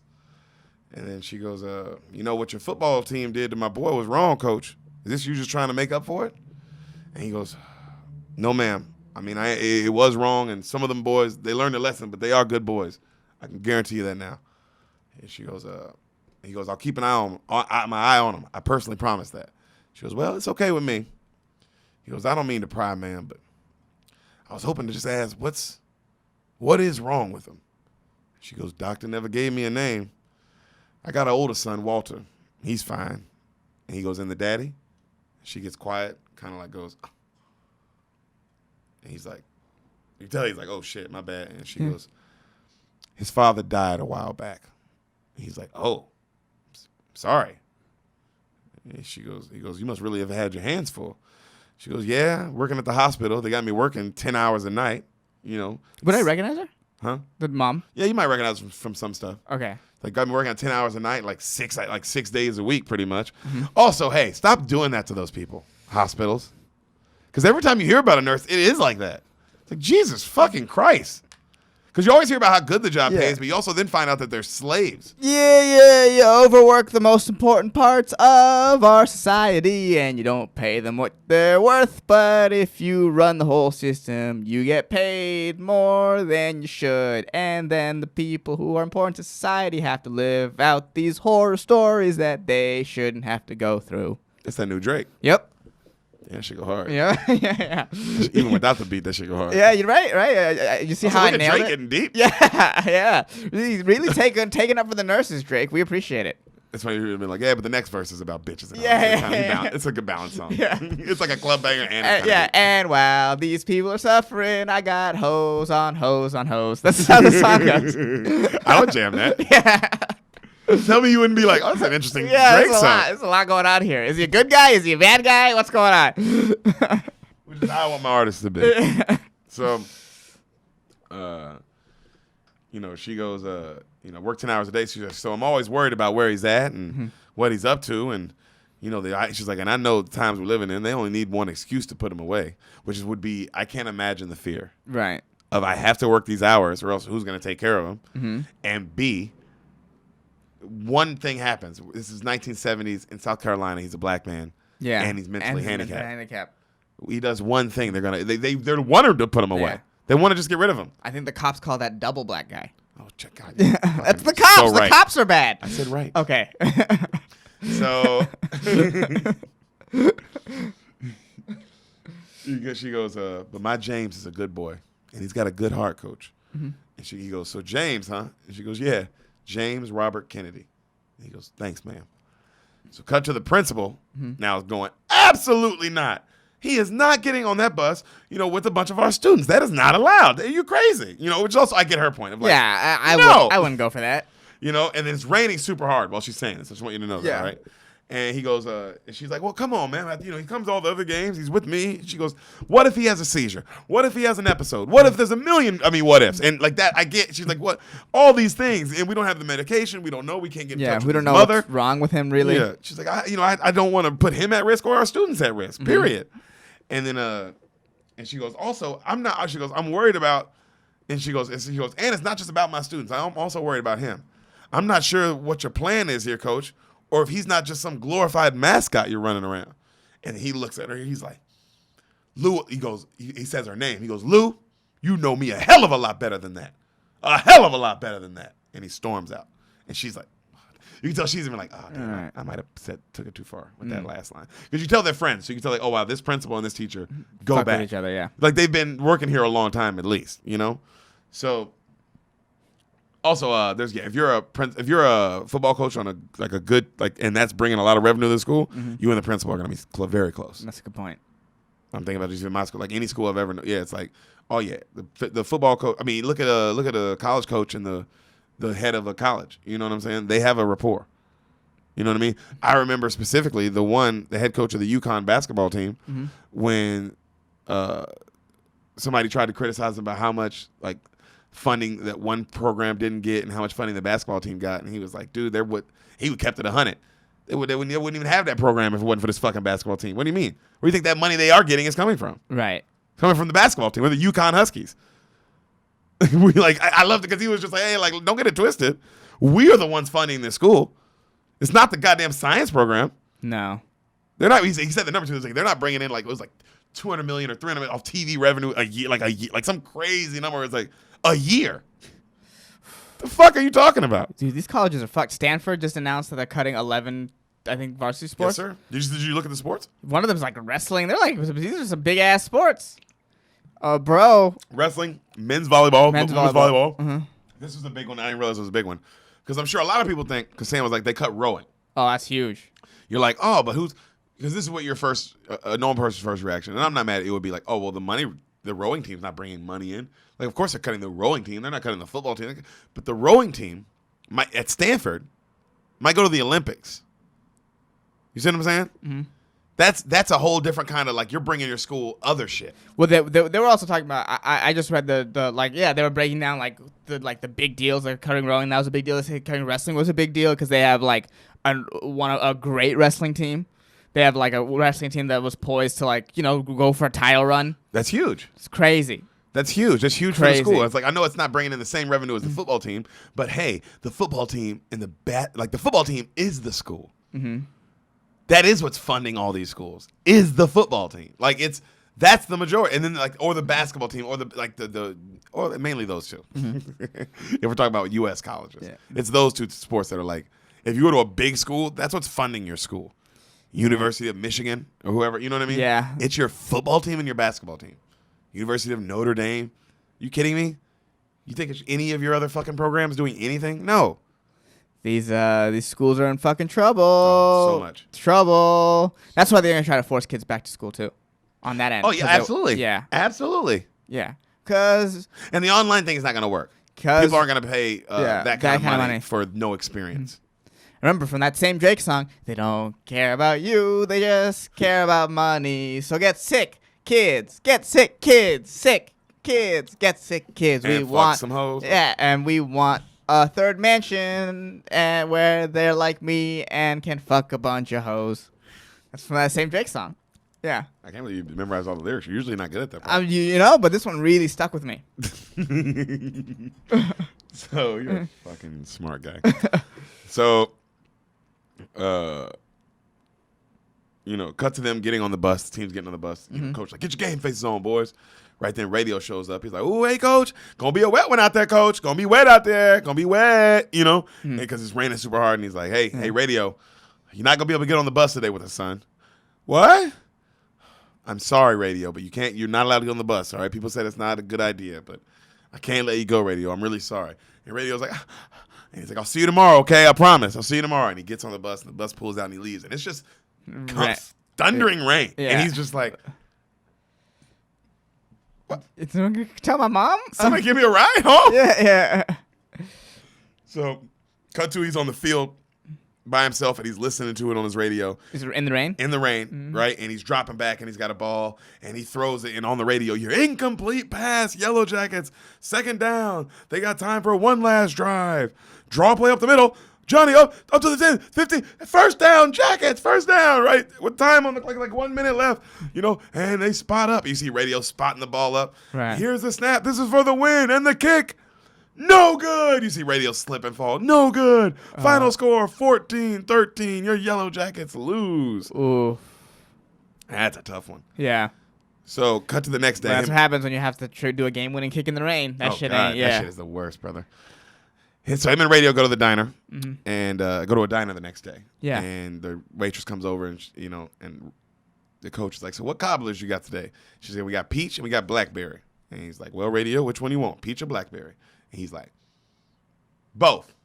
And then they laugh, and he's like, "Well, give the man both." And he's like, "Come here, let me wipe some mustard off your cheek." And he wipes them. He's like, "Come on, Radio."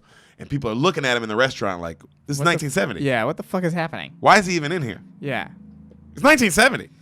People would be like, that just happened. The whole, like, him even eating in here.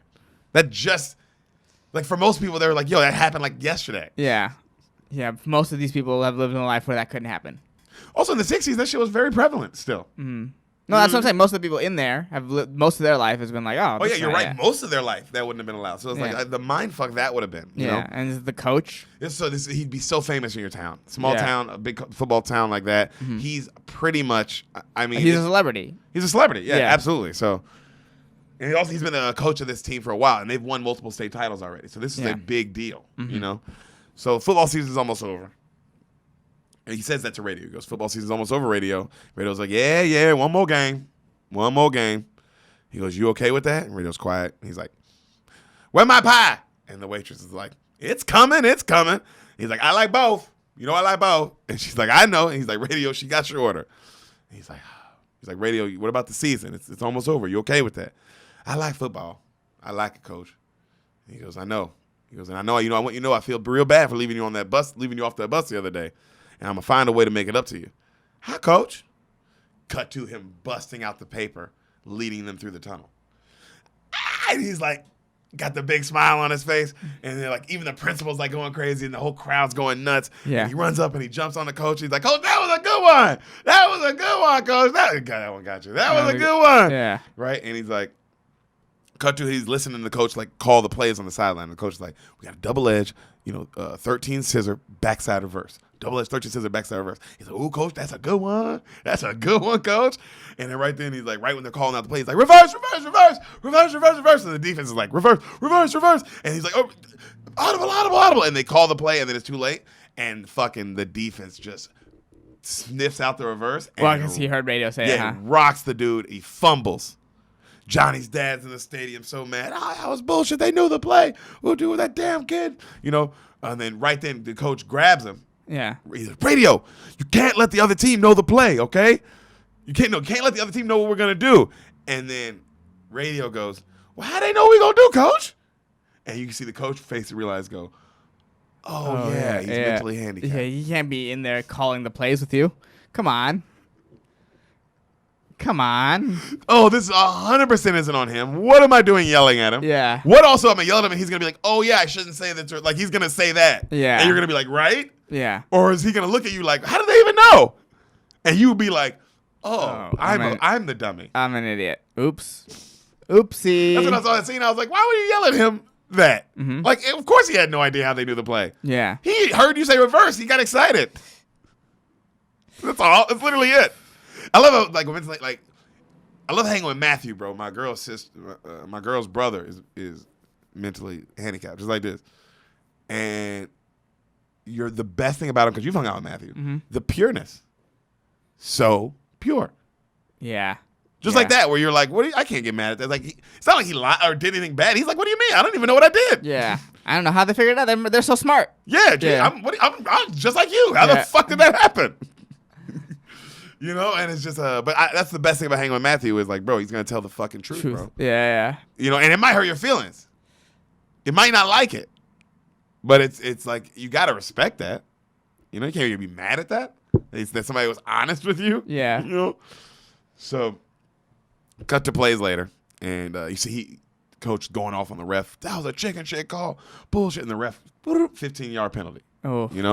And then you see Radio run up and go, "Chicken shit, chicken shit, chicken shit, chicken shit, chicken shit, chicken shit." And the ref's like, "Another 15 for your assistant coach." And he's like, "Oh, come on. Are you kidding me?" Right? He's going off about that. So right then at halftime comes, they're down like a touchdown. It's like 13-7 or some shit. Yeah. Or they're down like 7-3. Okay. Right? Johnny comes in and he's complaining, like as they're all sitting there, it's quiet in the locker room. He's complaining about how he's not getting the ball enough. So Radio walks over hands him a football, and goes, "There's your ball, Johnny." And the whole team cracks up. And coach is looking at Johnny because Johnny's like, he's all mad. And coach is like, well, I guess that takes care of that, huh, Johnny? All right, boys, let's get back out there, right? The team's like now the team's like, yeah, fucking fuck Johnny. Yeah, same page. So now they're playing fucking defense. He calls a post pass. They throw it deep. Mitchell's open. Touchdown, Yellow Jackets. Oh, Coach, that was a good one. Yeah. That was a good one, Coach. They win 9-7. Okay. All okay. Right? Coach comes into the locker room. That was a great effort, boys. I mean, that was a hell of a comeback. I'm so proud of you. And you know what? Tonight, game ball for standing behind us all season. Oh, you can't give it to radio right now, are you? Goes to radio. The team goes crazy. Okay, team likes it. Okay. There's only one guy who's not against the radio. Okay. Also, Asana, after a whole season, that's fair. How much of you are an asshole to still not like radio? I forgot this is the last game of the season. Yeah, dude, they've been with him all year. Yeah, you're right. Of course the team would love that he got the game ball. Yeah, I forgot. I thought this was still like game 2 or 3. Dude, he cracked. Think about this.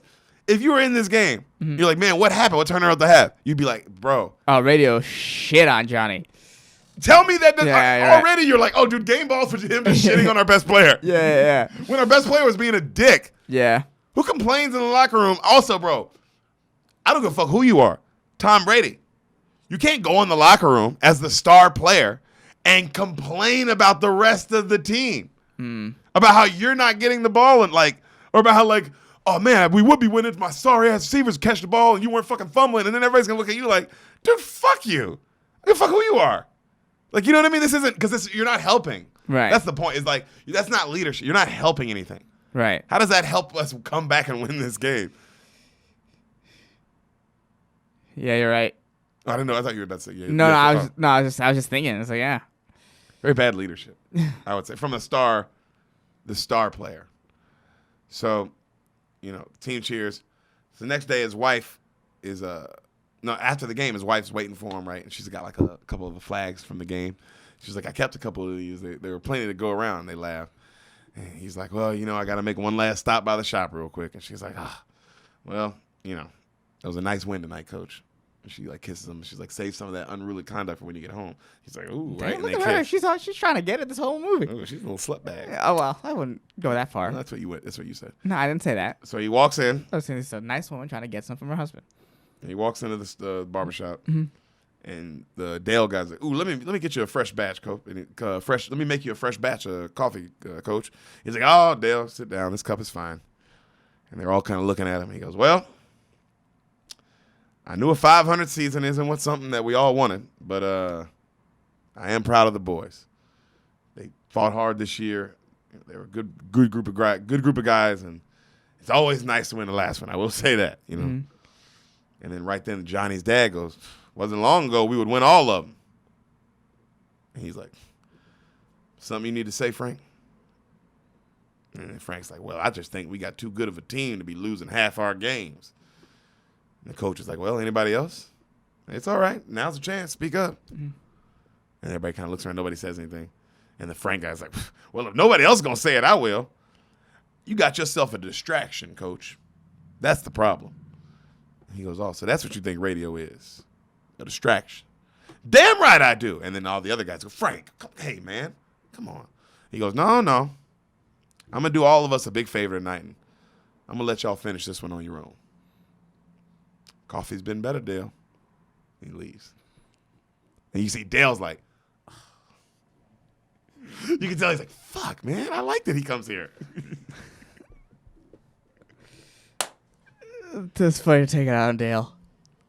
I like the coffee line. It's a good line. It's like, I'll blame somebody. It shows what you're feeling without saying what you're feeling. Without saying it. Mm-hmm. So he goes outside and he sees Honeycutt hanging outside, eating a burger on his sitting on his truck bed. Right. And he's like, you chicken shit, you didn't even come in. He's like, I wasn't dealing with those motherfuckers, right? And they kind of laugh about it. Mm-hmm. And he goes, I'm afraid we got a disgruntled booster on our hands inside.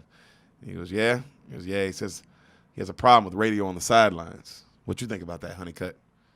Honeycutt's like, well, Coach, what I think it's up to you. Okay. And then Coach was like, well, how's your b-ball team looking this year? It's like, looking mighty fine this year, Coach, especially if Johnny stays healthy. So Johnny's a star on the basketball team too. Okay, Jesus. That happens. I know. He goes, why? He goes, well, radio might need something to do, during the winter and the spring. Okay. And then Honeycutt smiles. He's like, well, I recommend we could use a little help. So the coaches like him. Yeah. So the coaches don't think of him as a distraction. No. Interesting. What? This is interesting because, like, the coaches don't feel that way about the team, but everyone who's watching feels that way about it. Or, like, the boosters who are watching feel that way about that team because Frank wasn't alone. Yeah, he definitely wasn't alone. He wasn't alone. He was the psychopath who would say it in front of him. Yeah. But that's not. He's definitely not an island with that thought. No, I would assume Mm-hmm. the town would probably be, the parents would be split 50-50. That's what I assumed as well. I would assume they'd be split 50-50. Mm-hmm. Off just the race thing alone. Some of them, though, would be coming around because he spent the whole season with their kids, and they would have just came around at that point. Yeah. Because the guy, spending a football season, motherfucker, that's a lot of time, bro. Every Friday night, along with all the other things. All the practices, all the travel, yada yada. Well, dude. he didn't travel, but. Oh yeah, you're right. But all the practices too. It's like that's a lot. You're a parent. You're gonna have to talk to him at some point. Yeah, you got to just be like, all right, this guy's here. Yeah, and my kid likes him. That's also the problem. Is your kid likes him, and your kid's coming home like, oh yeah, radio's cool, and you're like, oh well, I can't tell my son that he's not cool. It's not how that works, So. Oh, you can. Some people try. Oh, some people try. No, I meant like it's not gonna make your son. No, right. Once your son already likes him, it's like it's too late. It's like you already like black people, right? You meet a black friend, you like him, and then I'm your mom's telling you like black people are bad. Your damage kind of has already been done. Right. Okay. I see what you mean. You know what I mean? Yeah. Like it's gonna be hard for her to brainwash you back into not liking the motherfucker already. Yeah, you're right. Mm-hmm. So his mom comes in, right, to Radio's room, and Radio's crying. And he's hugging the football. She's like, hey, what's wrong? Coach Jones gave you that? What's the matter, honey? He's like, we all done. She's like, I know, but we knew the season was going to end at some point, right? Yeah. And he's like, hey, look at all the things. You got a nice ball. You got your sweatshirt. And look at all this. She starts showing him, like, all the paper clippings. And she holds up one, and he's in it, right? Like pouring out water, like pouring water for the guys. Yeah. And she's like, and next fall, going to be here before you know it, right? He's like, yeah. He's like, all right, come on, give your mama a hug. And he gives her a little hug. She's like, I said give your mama a hug. And he gives her a big old hug, right? So cut to them next time now. They're riding on the bus. And now Radio is on the bus with him. Right. Right? And like, not the team, just going to school. And he's listening to his radio, and he's walking down the hallways, listening to his radio. And the principal comes up to Coach Jones, and she's like, hey, I've noticed Radio's been in the building a little bit. And he's like, yeah, he's been with me. She's like, disrupting the football game is one thing, Coach. Disrupting my classrooms is a totally other thing, and he's like, he's with me at all times, I promise. All right. And he's like, he better be. Yes, ma'am. So they go to their diner again, and and the waitress, now she's like, all right, now she likes him. She's like, all right, Radio, what's it gonna be, blueberry or pumpkin? And he's like, both. And they all kind of like laugh again, So Coach Jones, you're needed in the office. And then, like, they're in the class, and Radio sitting next to him, kind of like, like a teacher's pet kind of situation. He's like, Radio, keep everyone in line for me, all right, while I'm gone. So Radio, like, he walks out, and then all the kids immediately start talking and shit. And Radio's like, no talking. No talking. Uh-oh. And she kind of puts his head back down. Yeah, I'm like, ooh. yeah. He's so loud. You got to love that guy. Yeah. So, cut to a nerdy dude in the office, right, asking, like, he's got, like, paperwork and shit, and he's from the board. And he's asking questions on, like, how long Radio's been there and, why he's there. And he's like, well, he was working out with the team. We didn't see him. It was any harm to have him, with me by the school. You can tell the dude's got, like, glasses. He's kind of like a pencil pusher kind of guy. And the principal says, like, how she's got the best kind of guy. Oh, always. They're always got the biggest dicks and get all the pussy in the movie. So the principal says how, like, hey, I got Coach's back. Radio's, been nothing but great. Everybody loves him. I support this. Right. You know what I mean? And then the guy goes, well, he is severely retarded and wandering around the halls of students, according to, not just me, but the board is not, we do not approve of this, which I get also that. Right. And he goes, we just want you to keep that in mind, right? And so she's like, okay. She shakes the principal's hand. He goes to shake the coach's hand. The coach is like, man, fuck you. He doesn't even shake his hand, So the principal's like, you are putting me in an awkward position here. He's like, I know, but you know radio ain't going to do nothing. And she's like, why are you doing this, coach? He just looks at her and he's like, same reason you are. That's why. All right. So you also have a daughter you're not paying attention to. Yeah, who hasn't just been in this movie the last like hour at this point. Cut to radio at basketball practice, right? And he's catching free throws. He's out getting high somewhere right now. Probably. Oh, I'm sure, dude. Yeah. Talking about how great the Beatles are. He's catching free throws. Team's loving him. Basketball team, they're loving him. You know, at this point, the whole school obviously is like, it's radio. He's around the school. It's radio. Yeah. So coach tells him how he walks up and he's like, hey, Coach Jones, what are you doing? He's like, oh, I'm just bored. You know me. Once it gets around Christmas time, I'm just start counting down the days till next football season. And he's like, And he smiles. He looks up and radio's just having a blast. He's like, but I did want to come see this. You know, and he sees radio just having fun. So cut to the next day. Radio calls the house. It's Christmas. Yeah. Christmas Eve. Yeah. Radio calls the house and he's like, hey, Miss Jones. He's like, hey, radio, how are you? He's like, Coach Jones there? He's like, yeah, well, Coach, Harold. Well, he's coming down radio, but what is there anything I can help you with? What pants I put on? She's like, well, radio, did your mom lay out clothes for you? No, she gone. She got work. Okay, well, just pick out whatever clothes you think look nice, and I'm sure it'll be fine. Okay, you sure? He's like, yeah, just grab something and put it on, radio. And then right then Harold comes and he's like, who is it? He's like, it's radio. He's like, oh, is it? And then radio holds up the pants to the phone that he picks out and he goes, how about these ones? And they go, what, radio? He goes, how about these ones? And the coach is like, they look fine, radio. Just put them on. Okay, radio gonna put them on. And he puts them on. Cut to them getting to like the tree and they're putting up the big Christmas tree with the town. Yeah. You know what I mean? Small town. Right. So the whole town's there. And it's like one of those, it's almost like a scene from The Grinch. That kind of vibe. You know what I mean? Yeah. So the Who's. Yeah, you know what's The up. Who's. You know some stuff, guys. Yeah. So everyone's like, literally everyone in the town, every single person has a present for radio. That shit tears you up. Oh, bro, it gets you. Here, I got this is from Mr. Wagner. This is from there. Like, bro, to the point where they, at the end, so they pull up in the truck and they leave. The truck is filled. It looks like the Grinch. Okay, wow. Exactly like the Grinch. Crazy. That got you. I see your eyes. I got you. So, right then, like, the daughter is helping him put, like, some of the presents in the trunk. And they're talking. And the daughter says, wow, I guess no shortage of people feeling sorry for radio. And he's like, hey, like, what the fuck was that? Like, like, hey, like, that's the last thing radio needs is people, like, feeling sorry for him or some shit. Mm-hmm. And then she's like, I'm sorry. It's just, I didn't mean like any harm by that. And she's like, it's okay, Mary Helen. And he goes, Mary Helen, I know we haven't had a lot of chances to talk recently. And then she goes, oh, there are chances, Daddy. You just don't take them. And then he's like, oh. And she's like, oh, I'm sorry. It's all right. Radio needs you more than me. I understand. And he's like, honey. And right then radio runs up. He's like, Merry Christmas. Merry Christmas, Mary Helen. And he gives Mary Helen a big old hug. He's like, I love you. And she's like, oh, Merry Christmas, radio. And he's like, oh, we had fun tonight. He's just like, because you wouldn't going to be mad now. Yeah. And she's like, I'm going to go. Night, Daddy. Bye, radio. He's like, bye. And she leaves. And he's like, ooh, Merry Christmas, Coach. And he's like, oh, Merry Christmas, radio. He's like, ooh, I can't wait for Mama to see all these presents. Oh, she's going to be like, this is beautiful. He's like, right? Oh, man, you got a lot of presents, buddy. He's like, I sure did, Coach. So they get to the house and they put them all under the tree. So he has like 1 million presents under a tree. Okay. You know what I mean? Which I'm sure, Jesus, that's still as a grown man, that's every grown man's dream. That's funny. Fucking 1 million presents under, who doesn't love 1 million presents under the tree? So the coach goes, hey, to the mom, you don't like presents under the tree? What do you mean? I never got to experience the tree. Oh, yeah. Yeah, what do you, it's like I literally can't connect. You guys put all your presents under 2 towers. And then you, what are you laughing? I'm describing your guys' holiday. Yes. That's what we do. That's how we've always celebrated Christmas. So it's kind of a really crazy coincidence. I know, that's why a lot of people think the religion's bad. It's like, no, it's just a coincidence. Yeah.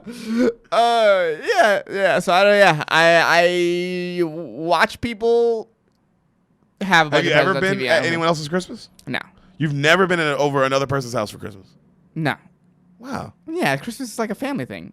I'm still hanging out with my family. No, I've been at other people's houses though, like while they celebrated Christmas. Oh yeah, no, never been. You never been to a friend's house?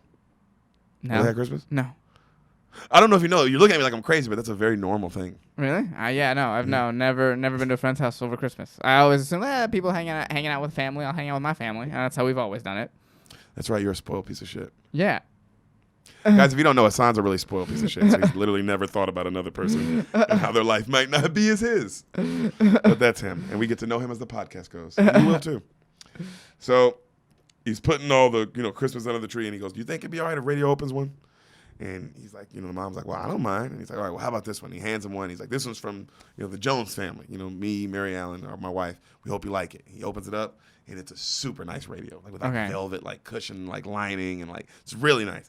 He's like, oh, it's radio.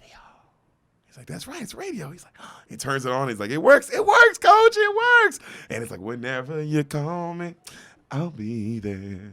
Whenever you want me, I'll be there. Ooh, whenever you need me, I'll be there.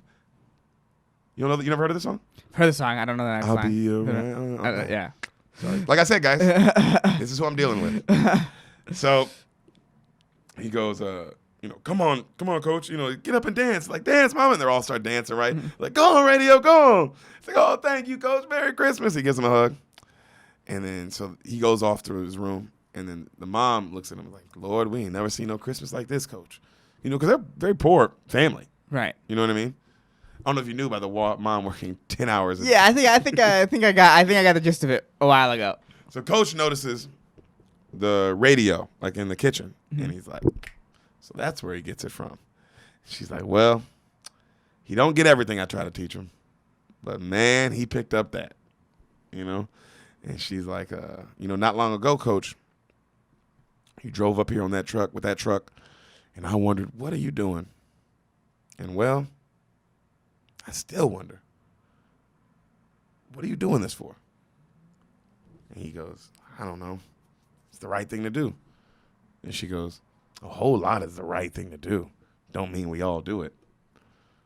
And she kind of just smiles and she goes, well, James says the next year's football team's looking up to be real good. He's like, well, we're hoping, man. We really are. And she goes, would you let me know if he was ever a problem? He's like, ma'am, he's never been a problem at all. It's like, okay. So the next morning, radio is going by. He's by himself. Okay. He's got all the presents stacked up in his cart. And he's putting all the presents on just doorsteps. One by one. That's nice. That's very sweet. So as he's doing this, a cop pulls up. Mm-hmm. Whoop, whoop. The radio's like, Merry Christmas. He's like, hey, it's quite a load you got there, boy. Yeah. He's putting them one by one. You want to tell me where they came from? They presents. Presents for me, presents for radio. He sets another one down. The cop gets out the car, right? And he stops him and grabs one. He's like, no, radio's like, no, that's for me. And he's like, well, why don't you stop, boy? Let me know your name. He's like, name's Radio. And he's trying to walk away. He's like, I'm talking to you, son. He's like, no, because he's, yeah. So he's like, no, I'm doing something. Right, I'm being Santa Claus right now. Yeah, I'm doing that. Like you also that's true. Like it's like, hey, you're like, I'm doing this. Right. This is what I'm doing. And he's like, oh, hey, and he grabs him and bam, slams that nigga on the hood of the car. I told you to stay still, boy. Fucking cuffs him up. Radio. He just keeps saying radio, right? So he brings him into the precinct. The other cops, it's Christmas. It's Christmas Day. Right. Christmas morning, right? So the other cops are in the precinct watching basketball. They're literally watching Dr. J. All right? So nobody's paying attention. Mm-hmm. They're all just watching the game, kind of eating, and they go, hey, look at the fucking rookie on there, bringing in somebody on Christmas. Wow, they're like calling him Kojak and shit. But they're not turning around because they're all watching the game. Right. And so, they bring him in, they book him, and they're like, who'd you bring in? He's like, oh, goddamn guy won't say his name. They go, oh, they start laughing because it's a small town. Right. They go, this guy's only been here a week, already bringing in people. Let's see who it is. So they all get up to go look, see who it is. And then when they get to the cell, they're all like, oh, shit. They turn and they just kind of look at him like, you fucking dumbass. And they go, how you not know? You should know. You should know. You should know. You don't care if it has been only a week. Yeah, you should know. know. And all the cops are like, hey, Radio. And Radio's like, I want to go home. I want to go home. He's just crying. Cut to the next scene. The cop is doing like a bunch of paperwork, and Radio is out with all the other cops, and they're watching Dr. J. And he's like, ooh, Dr. J, that was a good one. That was a good one, Dr. J. And they're like eating sandwiches and shit. Yeah. And all the cops are like, yeah, they're like talking about how good he is. And they're like, Radio, why don't you wear your hair like Dr. J? He's like, oh, no, Radio don't wear his hair like that. Like, oh, they're just having fun, right? And so right then they go, the Coach Jones walks in. Like, hey, Coach Jones, we watching Dr. J there. Coach Jones, Dr. J, he good, Coach, he good. And then they go, hey, Coach Jones, have you met our new officer here? Officer, like Officer Ted or something? Yeah. And Coach looks at him and goes, no, I haven't had the pleasure to meet him just yet. And you see the dude look up, and all the cops are like smiling. You see Ed Harris dead serious, and he's like, oh, shit. Yeah, I fucked up. Oh, also, what is this town? Yeah. What is the power structure here? You should know. It's not like you immigrated to this fuck- town. Preach. You should know. You should know. You should know. Cut to, that cop is now driving around with all the presents, dropping them off with Radio. Hilarious. Great punishment. Yeah. Because Radio's going to be nice. And Radio is being nice to him. Ooh, we do. All right, next house, we do another one. Ooh, that's a good one. Hey, Merry Christmas. Everyone's like, oh, thank you, Radio. Because, of course, they're just like, thank you, Radio. Yeah, oh, my that's God, crazy. so nice. We all got a gift. We all got a gift. I gave you this last night. Yeah. Is he just re-gifting? You find out he really just hated it at all. Yeah, that's funny. So, finally, the cop drops him off back at home, and the coach is there waiting for him. He's like, your present's all gone, Coach. And he's like, oh, good, Radio. I got you some food. He's like, oh, that's good. They start eating. And he goes, school's going to start soon. He's like, yeah, and I'm going to be in 11th grade this year. He's like, that's right. You're going to be in 11th grade. But you got to stay close to your teachers. Remember that. He's like, yeah, I remember, Coach. He goes, no, but I want you to know something, Radio. What you did today was good. Radio's like, okay, Coach. He goes, no, Radio, you did nothing wrong. I want you to know that. You did a good thing today, and I'm proud of you.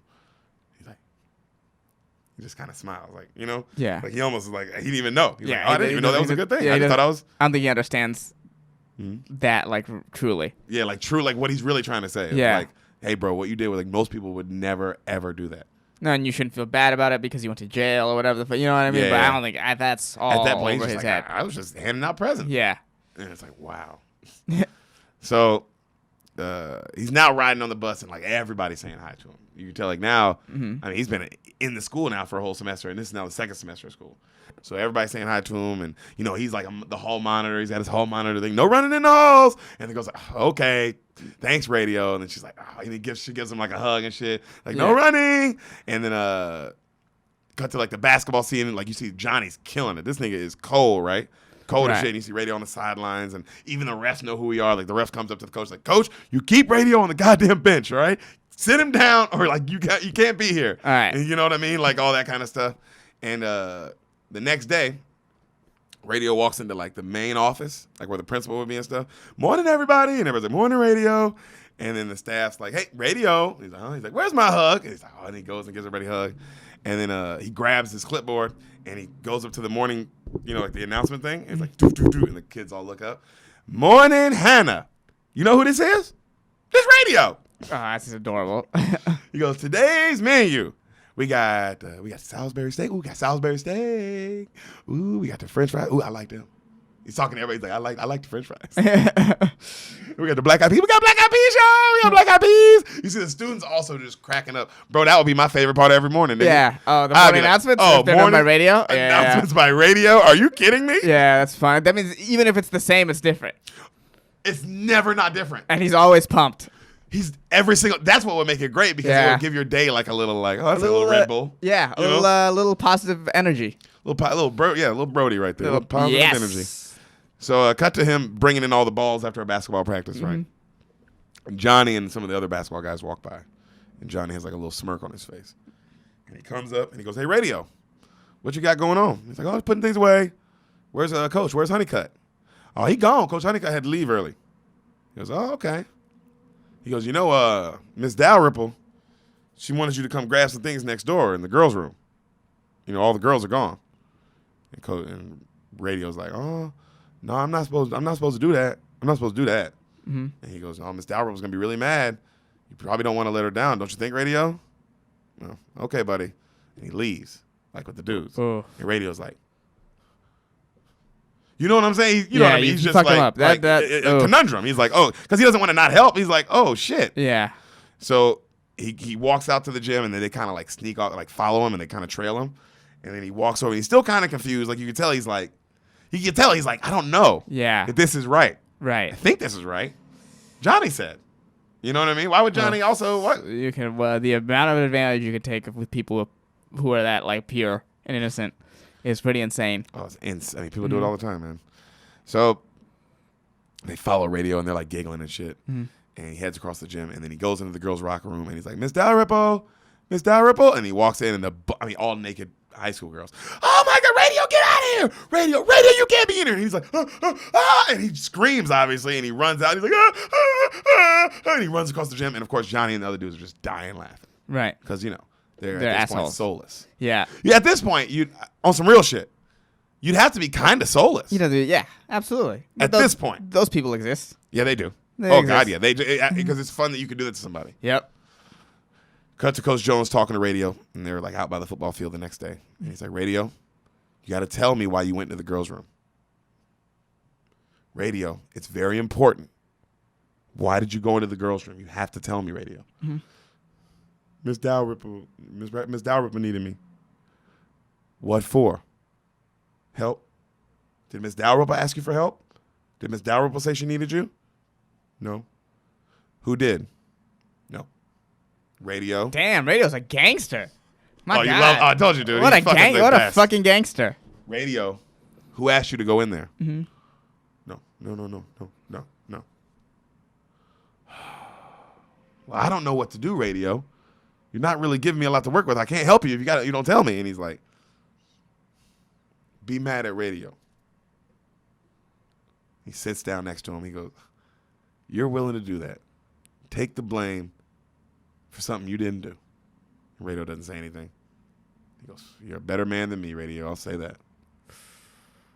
And he looks off, and then Radio just fixes his collar was up. He just puts it down. And he just kind of goes. And he can't do nothing but, he just smiles back, and I'm like, oh my God, this fucking guy. What am I supposed to do with this guy? Yeah, Jesus. What a gangster-ass move. So cut to the coach does his own investigating and talks to a bunch of players and finds out it was Johnny who did it. Right. Because at this point also, there's a bunch of niggas who do like Radio. Yeah. That's what Johnny's like, hey, bro, you're kind of like on the wrong side now. Yeah. Because it's not like the beginning of the movie where it was 90. It was a bunch of y'all. Now it's like where everybody's like, oh, bro, you did what? Yeah. Like niggas might want to fight you over that shit now. Oh, yeah, that would ruin a team and chemistry. Oh, hard. Yeah, that would fuck up a season. What are you doing? God damn, you're right. That would not even just on some basketball shit. Yeah, that would fuck up that because people on the team like him. And he's like a team manager and he helps out. Oh, damn. You're fucking with the team. Yeah, I didn't even think about it on that deep of an aspect. You're fucking with the team. You're fucking chemistry. with the team. Yeah. Good point. You're like, what are you going to do? You're starting point guard, but now your center wants to fucking fight you. And now you have to go play a game. The Utah Jazz? Yeah, you know what I mean? But all the way around, but yeah. Yeah. But what's it called? You know what I mean? It's like, what are you doing? Just so you can laugh? Yeah, that's some fucking dark shit. That's some like deal with what's going on with you, bro. Yeah. So as he's walking up, Johnny's talking to his other homies, and apparently he just got a full ride offer to Clemson. He's a junior, which also makes sense. I mean, the dude is clearly a monster, right? You know, they just got offered a full ride to Clemson, and right then the coach walks up and he tells the other guys, "Get out of here," and he goes, "Son, there are days I wish I wasn't a teacher. I'd lay into you."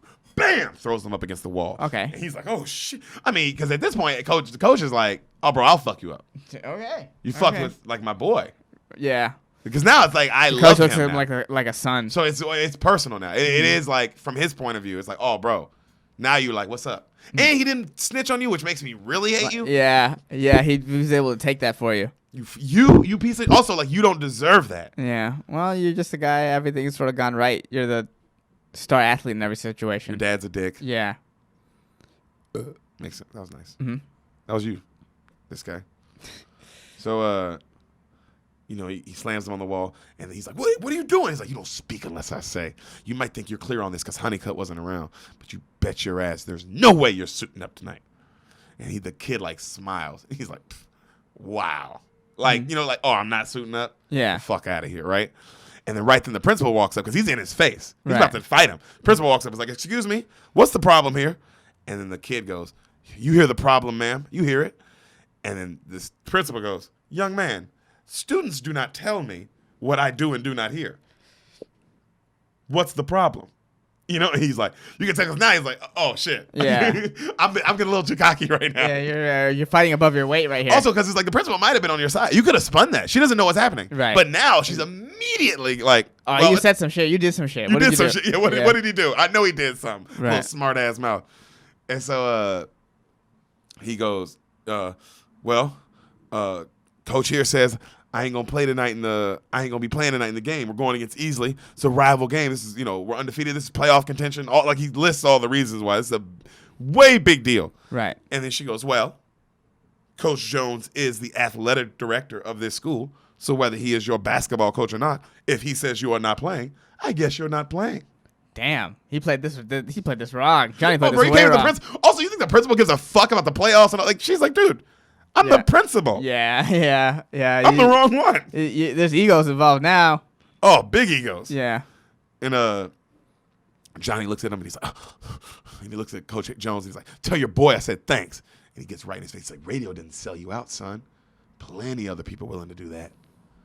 And you see Johnny's like, yeah, idiot. It's like, yeah, dude, not everybody likes you, guy. Yeah. Also, it's funny because guys like that think everybody likes them. You know what I'm saying? Guys like that think everybody liked them because they built this world.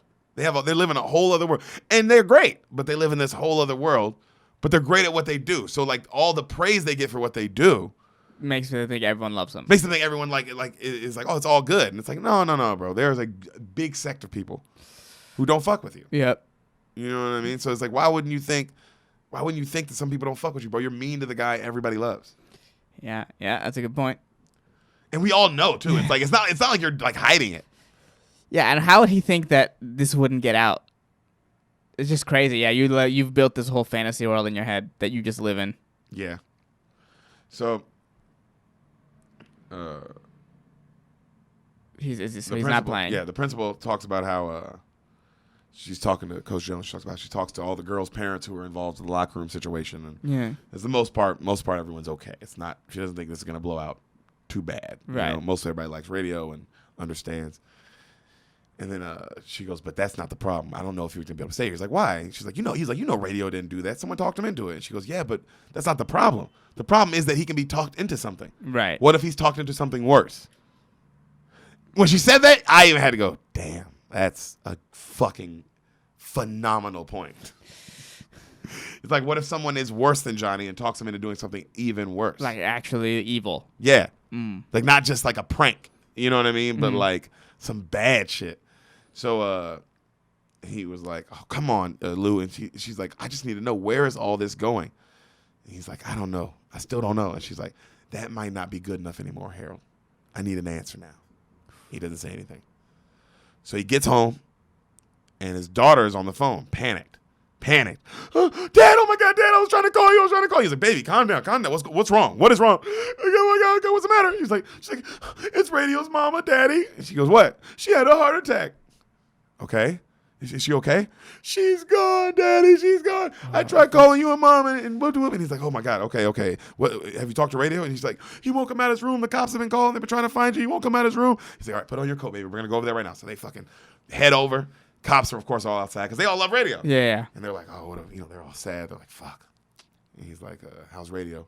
He's like, he's upset, Coach Jones. He tore the place up, something real good. And he's like, all right. So the coach heads in. House tore up. Radio. He's crying in the middle of the room. Just, like, it's me, radio. It's Coach Jones. Coach Jones. That's right, radio. He's like, Coach Jones, that's me, that's radio. And he points to a picture of himself in the paper, with the coach at the game. Right. And he goes, that's with the team. He's like, that's you, right? It is, buddy. And then he grabs another picture. And this was Mama. You know what I mean? Just, And she's like, Mama said we're going to have a good football team this year. She say that this year. And he goes, son, I know. And there's nothing I can say right now that's going to make anything better, but boy, did she love you. Boy, did she love you. She still does. He goes, she still love radio? He goes, yeah. He goes, she always going to be with radio. He's like, right here, inside. Right? Always. She's always with you. He's like, come here. And they hug. And they're just crying together. So then cut to him and his daughter pulling up back at the house, and it's just quiet in the car. And he goes, honey, I'm going to tell you something that I've never told anyone in my entire life, not even your mom. She looks at him. Her eyes kind of get big. He's like, when I was 12 years old, I had a paper route. Wasn't many houses on the route, but back then the houses were so spread out you had to cover a lot of territory. So what I would do is I'd cut through the woods. Well, one morning I ride through and I heard a noise. Sounded like a small animal or something. So I followed it and I realized it was coming from the back of the house. There was a house that had chicken wire and barbed wire all over. You couldn't see it, just chicken and barbed wire. And there was like some kind of thing under the bottom. You could see through it. And under it, through the wire, came up these two little fingers.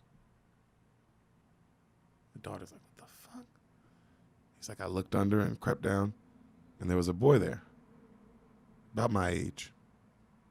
Something was wrong with him. He was clearly, something was not right. And they kept him under there, like an animal. And we just sat there staring at each other. I ran that route for 2 years, Mary Helen. 2 more years. And I never did a thing. I just wanted you to know that. He gets out the car. Okay. Now you know why he's doing it. Yeah, explains a lot. The whole story. He's like guilt-ridden. He's guilt-ridden. Yeah. Yep, and this is his way of being like, well, the universe is giving me a second chance to do something. Damn. Yeah, that is what it is. Mm-hmm. Yeah, that's gonna creep up on you when you're sleeping at night sometimes that you didn't do anything about that one. Yeah, but this kid that was kept underground. Oh God. 70s, huh? Well, for him, that would have been like 30s, 40s. Oh, you're right. My bad. Or not 30s, 40s, like 40s, 50s. Yeah, probably? he's 12. You're right. Yeah. He's. I mean, in this movie, he probably would have been like 60. Okay. So we're talking, 50-some years ago. Yeah. Damn. Yeah, you're right. Of course, they're keeping the. You're saying they had 20s, 30s. They're keeping a mentally handicapped kid in the cage underground. Oh, absolutely. That's what you just did back then. Jeez, it is just what you did. Yeah, you know what I mean. It's like it's crazy how people lived. Crazy how we're gonna be living 20 years from now, guys. No, 20 days, motherfucker. This is going. Yeah. God, every person who tells you we're gonna get back to normal is the dumbest person in the world. Just know that. Know that, guys. Know that. There is no going back. Try to find a new way to go forward because there is no going back. I don't even know what else to, how else to tell them.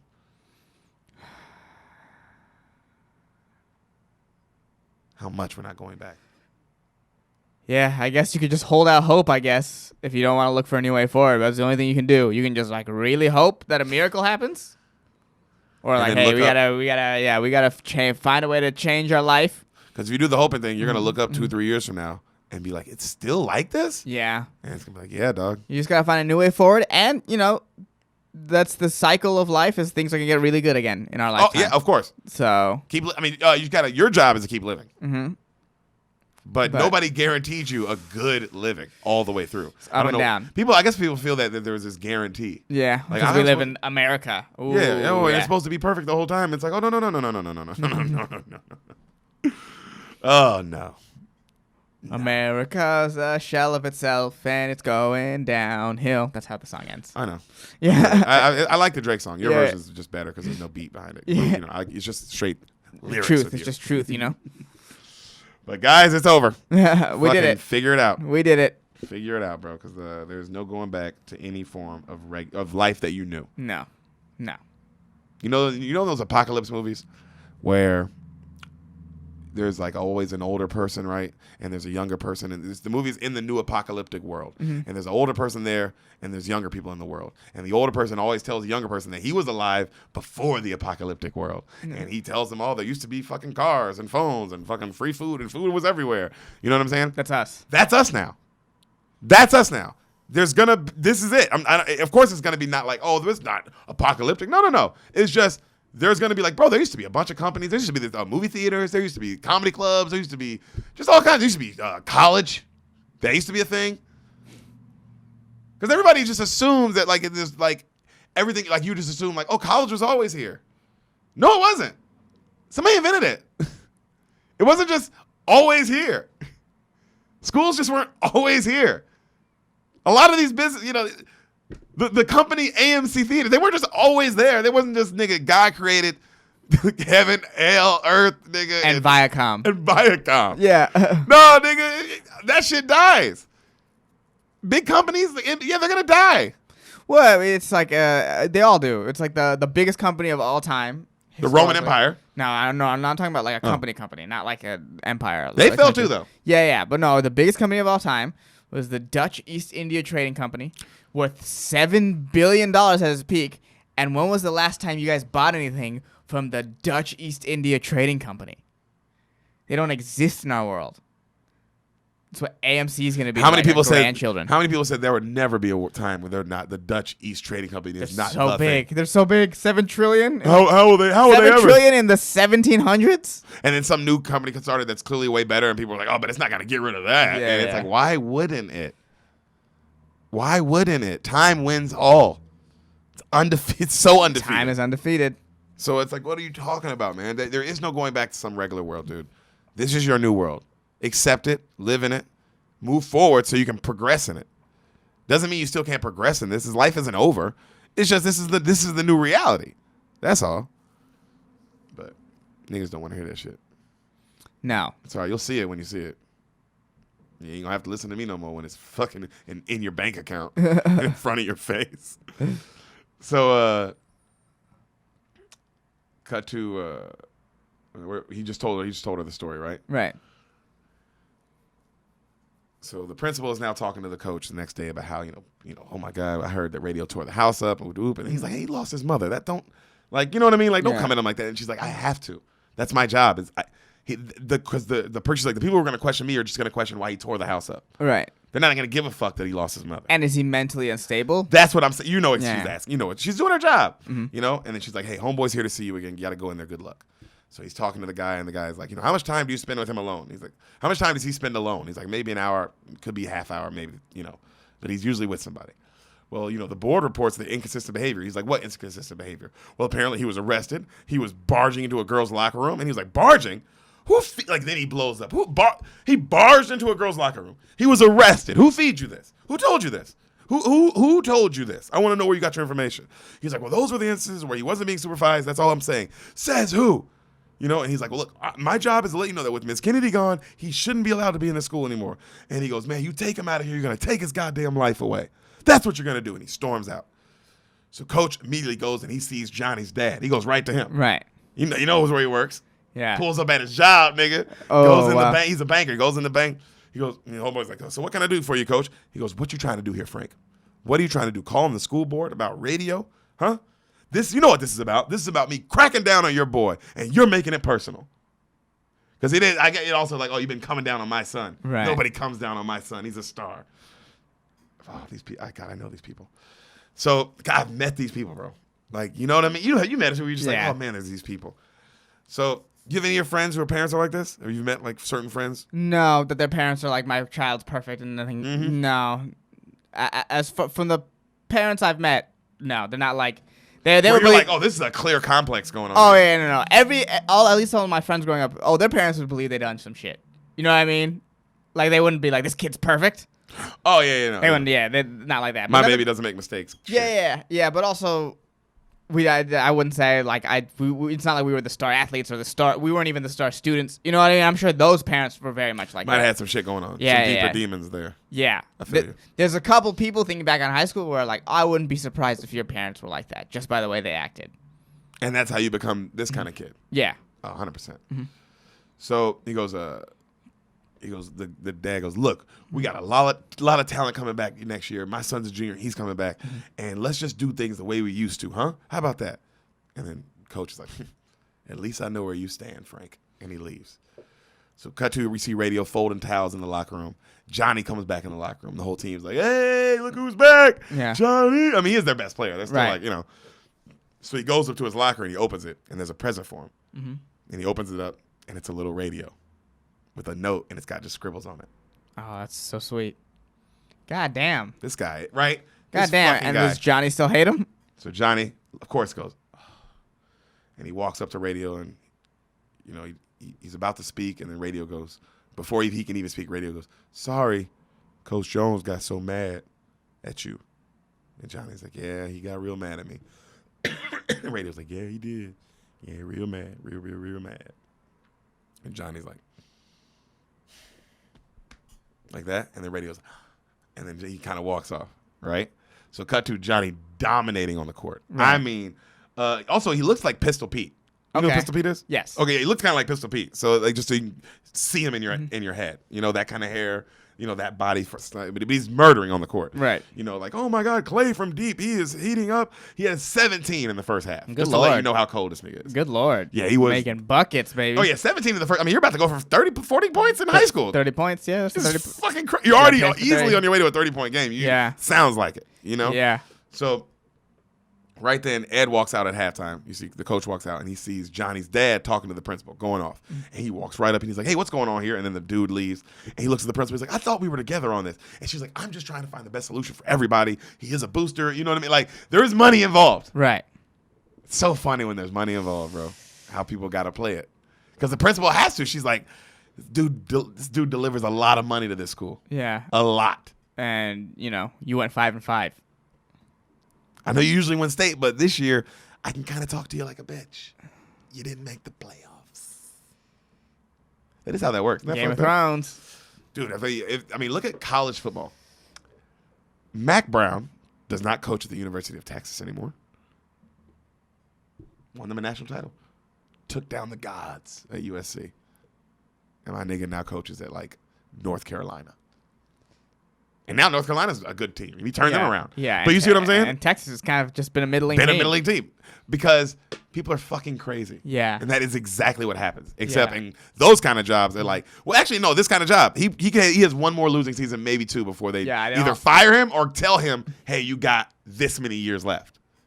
You know what I mean? Something. You win something in this many years, like 2 years or 1 year, or we are firing you.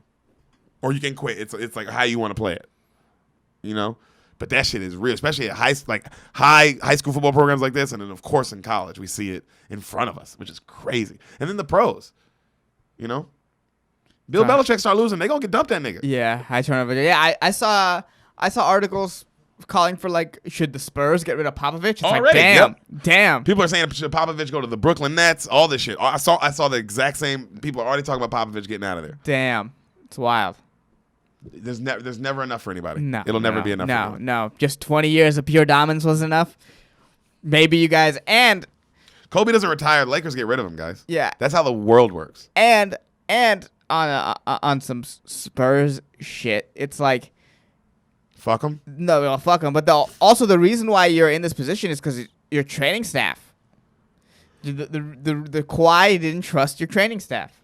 It's not on Popovich. You would have had his third generational player in a row, pretty much. Yep. You would have been Robinson to Duncan to Kawhi. Who fits exactly into your the mold Spurs of a quiet guy who is a dominates. team player who dominates. Yeah. You know what I mean? You were there, Spurs. You had it. So maybe you had to build around him like you did with Tony and Manu. You know, for Tim. Oh yeah. Well, I mean, we didn't know, right? So it's like, I think the first year without Duncan, that's the year they lose to the Western Conference Finals against the Warriors. But Kawhi gets injured, and then they bring in LaMarcus Aldridge, but it's the Kawhi injury. Yeah, that's what I'm saying. They didn't have even a chance to try to build around him. Thing, but like, who knows what they could have built around him and what they could be now? What they like? I mean, would they be nothing right now? Because right. There's no basketball. But hopefully, well, it's back. We think for a limited time. I would be McRib. Yeah, I would be surprised if this makes the finals. That means we're like, oh, dude, we're just gonna let everyone play through this virus. Yeah. Oh, so they're not stopping. They can't. There's too much money involved. They can't. There's too much money involved. If people can't when there's not too much money involved, how are you going to when there's too much money involved? Yikes. We just had our friends going to headline a weekend in Minnesota. Yeah, you're right. Not the same amount of money involved. You're right. You're right. Also, when I think about the difference, it's like, wow, vastly different money. Oh, God, a player's going to fucking die. Yeah, somebody will. Yeah, it's going to, I mean, it's just the numbers. It's going to hit a player the wrong way, you know, or some player is going to find out he had diabetes. That'll stop it. He'd had like a player like, oh, man, it turned out Kawhi had diabetes and just didn't know. Well, that would stop it. Yeah. That would actually stop it. And, like, stop a lot of stuff. Like, stop at all of sports. Oh, my God, somebody like Kawhi Leonard died because of the virus? Oh, yeah, there's no sports this year. Yeah. It's too big of a star. Somebody like, Dudley from the Lakers dies. Yeah, they might have a memorial or something. Maybe. Depends on how far deep into it they are. Oh, fuck. And that's Is there why a train going? It sounded like a train just went by our window. that was crazy. And that's why Avery Dudley isn't playing, huh? No, you're thinking of Bradley. Avery Bradley isn't playing. Jared Dudley. Yeah. Well, Exactly. You already are like, yeah, if he dies, I guess. Yeah. Did I even know? Oops. I like Dudley, but that's funny because he's fat. I don't think that made me laugh for real. That really made me laugh. I forgot where we were even. It fucked me up. Oh, so he walks out. He sees Johnny's dad talking to the principal. The principal has to play politics. The principal's playing politics. Mm-hmm. He goes to the principal. He goes, "You remember when you were asking me where all this was going?" She goes, "Yeah." He goes, "Well, I still don't know, but I do know I will not let Frank Clay make the rules on this." And she's like, I feel her. She's like, "Damn, you're right. We're not gonna let this guy fucking." Yeah, I get it for too much lose. power. Yeah, like this guy is like tripping. Yeah, there's too much power to give to someone who doesn't work at the school. Right. Second half, Clay's still hot. He's still. I mean, bruh is killing these niggas, bro, and they end up dominating the game. Right. And he drops like 30 plus. Honeycutt is telling the team how he coached a lot of ball, but he never had a team play like that. Johnny Clay, we're glad to have you back. He's like, glad to be back, coach. All right, boys, rest up. Let's celebrate and let's get back after it Monday. Like, yeah. Yeah. So he comes out and the dad's like, you getting on, like, you passed the ball too much tonight. He's like, all right, dad. The Johnny kid. Yeah. You just kind of like used to it. He's like, Dad, all right. He's like, you could have dropped 50 tonight. He's like, ah. So right then Radio walks by and he's like, hey, bye, Radio. And Radio's like, bye, Johnny. Bye, Johnny. Good guy. Good job. And then the dad's like, what was that? He's like, nothing. He's like, look, son, you got too much ahead of you. Your future's too good. I don't want anything getting in the way of that, distracting you. And he's like, Radio isn't the one getting in the way, Dad. And then he kind of just walks off. And the dad's like, wasn't me. No. In real life, the dad wouldn't have any idea what he's talking about. The dad would be like, well, it's not me. I'm the one who's made my kid my kid. Mm-hmm. Well, definitely in real life. Yeah. So he tells his wife, he gets home and his wife tells him, Coach Jones, that the town is having a meeting with the principal, and they don't, they specifically didn't, it's not that he's not invited, but they specifically didn't tell him. Right. Because they know what your opinion's going to be, I think. And then he goes, right then, he's like, I should have just left him alone. She's like, what? She's like, this has all been one big mistake. I should have just left him alone and let him live his own life. And now I'm bringing all this trouble and drama in his life. And she's like, hey, that is crazy. Look how much better both of your lives are and how much better you both have been because of this. That school loves him. This town loves him. And nothing Frank says is going to change that. Oof. Which is, she's like, the damage has been done. It's like, what? Yeah, people like him too much. He gave everyone presents on Christmas. All the cops love him other than some new fucking idiot. Yeah. Who's definitely probably almost got fired for that, for sure. Oh, he's going to catch shit for that for a while. Oh, for so long. Yeah. And then she looks at him, she goes, honey, it's never a mistake to care for someone. Ever. Which is real shit. Good line. So, cut to, you see Radio leaving church with Coach. They're leaving, and he's like, oh, I like that one, Coach. That was a good service. Good service there, Coach. And then he goes, Radio, how would you feel about going to the 12th grade? You see people walking by Radio, and he's like, everybody loves him, obviously. And he's like, oh, 12th grade. And he puts the radio up to his ear, and he starts to ignore the coach. And he's like, oh, Radio, put that down. Come on, I'm talking to you. Come on. How do you feel about moving on to the 12th grade and then maybe the next year graduate? He's like, no, Coach. No, I like 11th grade. I like the hall monitor, and I tell people no running, and I do the menu in the morning, and I say we gonna have the potatoes, and the students love that. No, everyone like Radio. No, I don't want to. No, I like the 11th grade. And he's like, okay, all right. Let's not worry about it right now. How about we talk about it in the fall? He's like, okay, because in the fall we got football, Coach. Yeah, we got the football, Coach, and Radio this year, Coach. Radio gonna be defense coach. He's like, that's right, Radio. He's like, Radio coaches defense this year, and we're going to go all the way. And he's like, all right, that's right, buddy. So they get to the barbershop. Well, at the barbershop, the town's having the meeting. Right. Coach shows up with his family, daughter and his wife. He looks around, and because of course everyone's arguing, and he walks in. Everybody stops, like, oh, shit, he's not supposed to be here. Right. And he goes, evening, everyone. You got yourself a crowd tonight, huh, Dale? And Dale's like, sure do, Coach. And he's like, I believe you all know my family, my wife. And he goes and he gets himself a cup of coffee. He goes, well, I talked to Radio this morning, And the more I talked, the more I realized radio did not understand, and he didn't want to listen. And I feel like we got a lot of that going on right now. And he looks at Frank. He goes, when I used to play, I had a coach said something to me that always stuck with me. Keep your priorities straight. Keep your priorities straight. If it ain't got nothing to do with us winning, get rid of it. And he's like, well, I love football. I mean, I love everything about it. I love, the grass, the smell. I love when Friday night you're looking for a win, and Saturday morning when you found one. The whole crowd's like, yeah! You know what I mean? Because that is a very coach line. Yeah, Of like, that's I like football, baby. You know what I mean? Friday night looking for a win, Saturday morning when you found one. That's a good line. That's bars. So he goes, but I realize that's not important anymore. We have a young man to think about. The same young man who didn't talk to all of us at first, and now he's the same young man who does the morning announcements for our school. I mean, bro. So it's a glow up. Glow up, dog. Yeah. He goes, and now we're going to ask him to leave. Now, I know some of you don't care about what radio's learned since he's been with us, but we ain't teaching him. He's teaching us. Cheesy. Of course. You know that line was coming, though. Yeah. It's a movie about a mentally handicapped person. You don't think they're going to say that?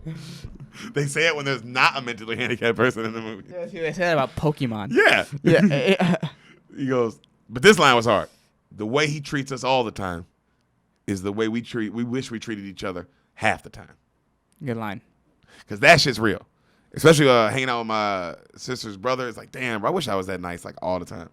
You know what I mean? Or just that genuine. Yeah. You know what I mean? Like, bro, when you have a fucking, God, we're just all assholes. Regular people are assholes. Ego. Too much ego. We all have way too much ego.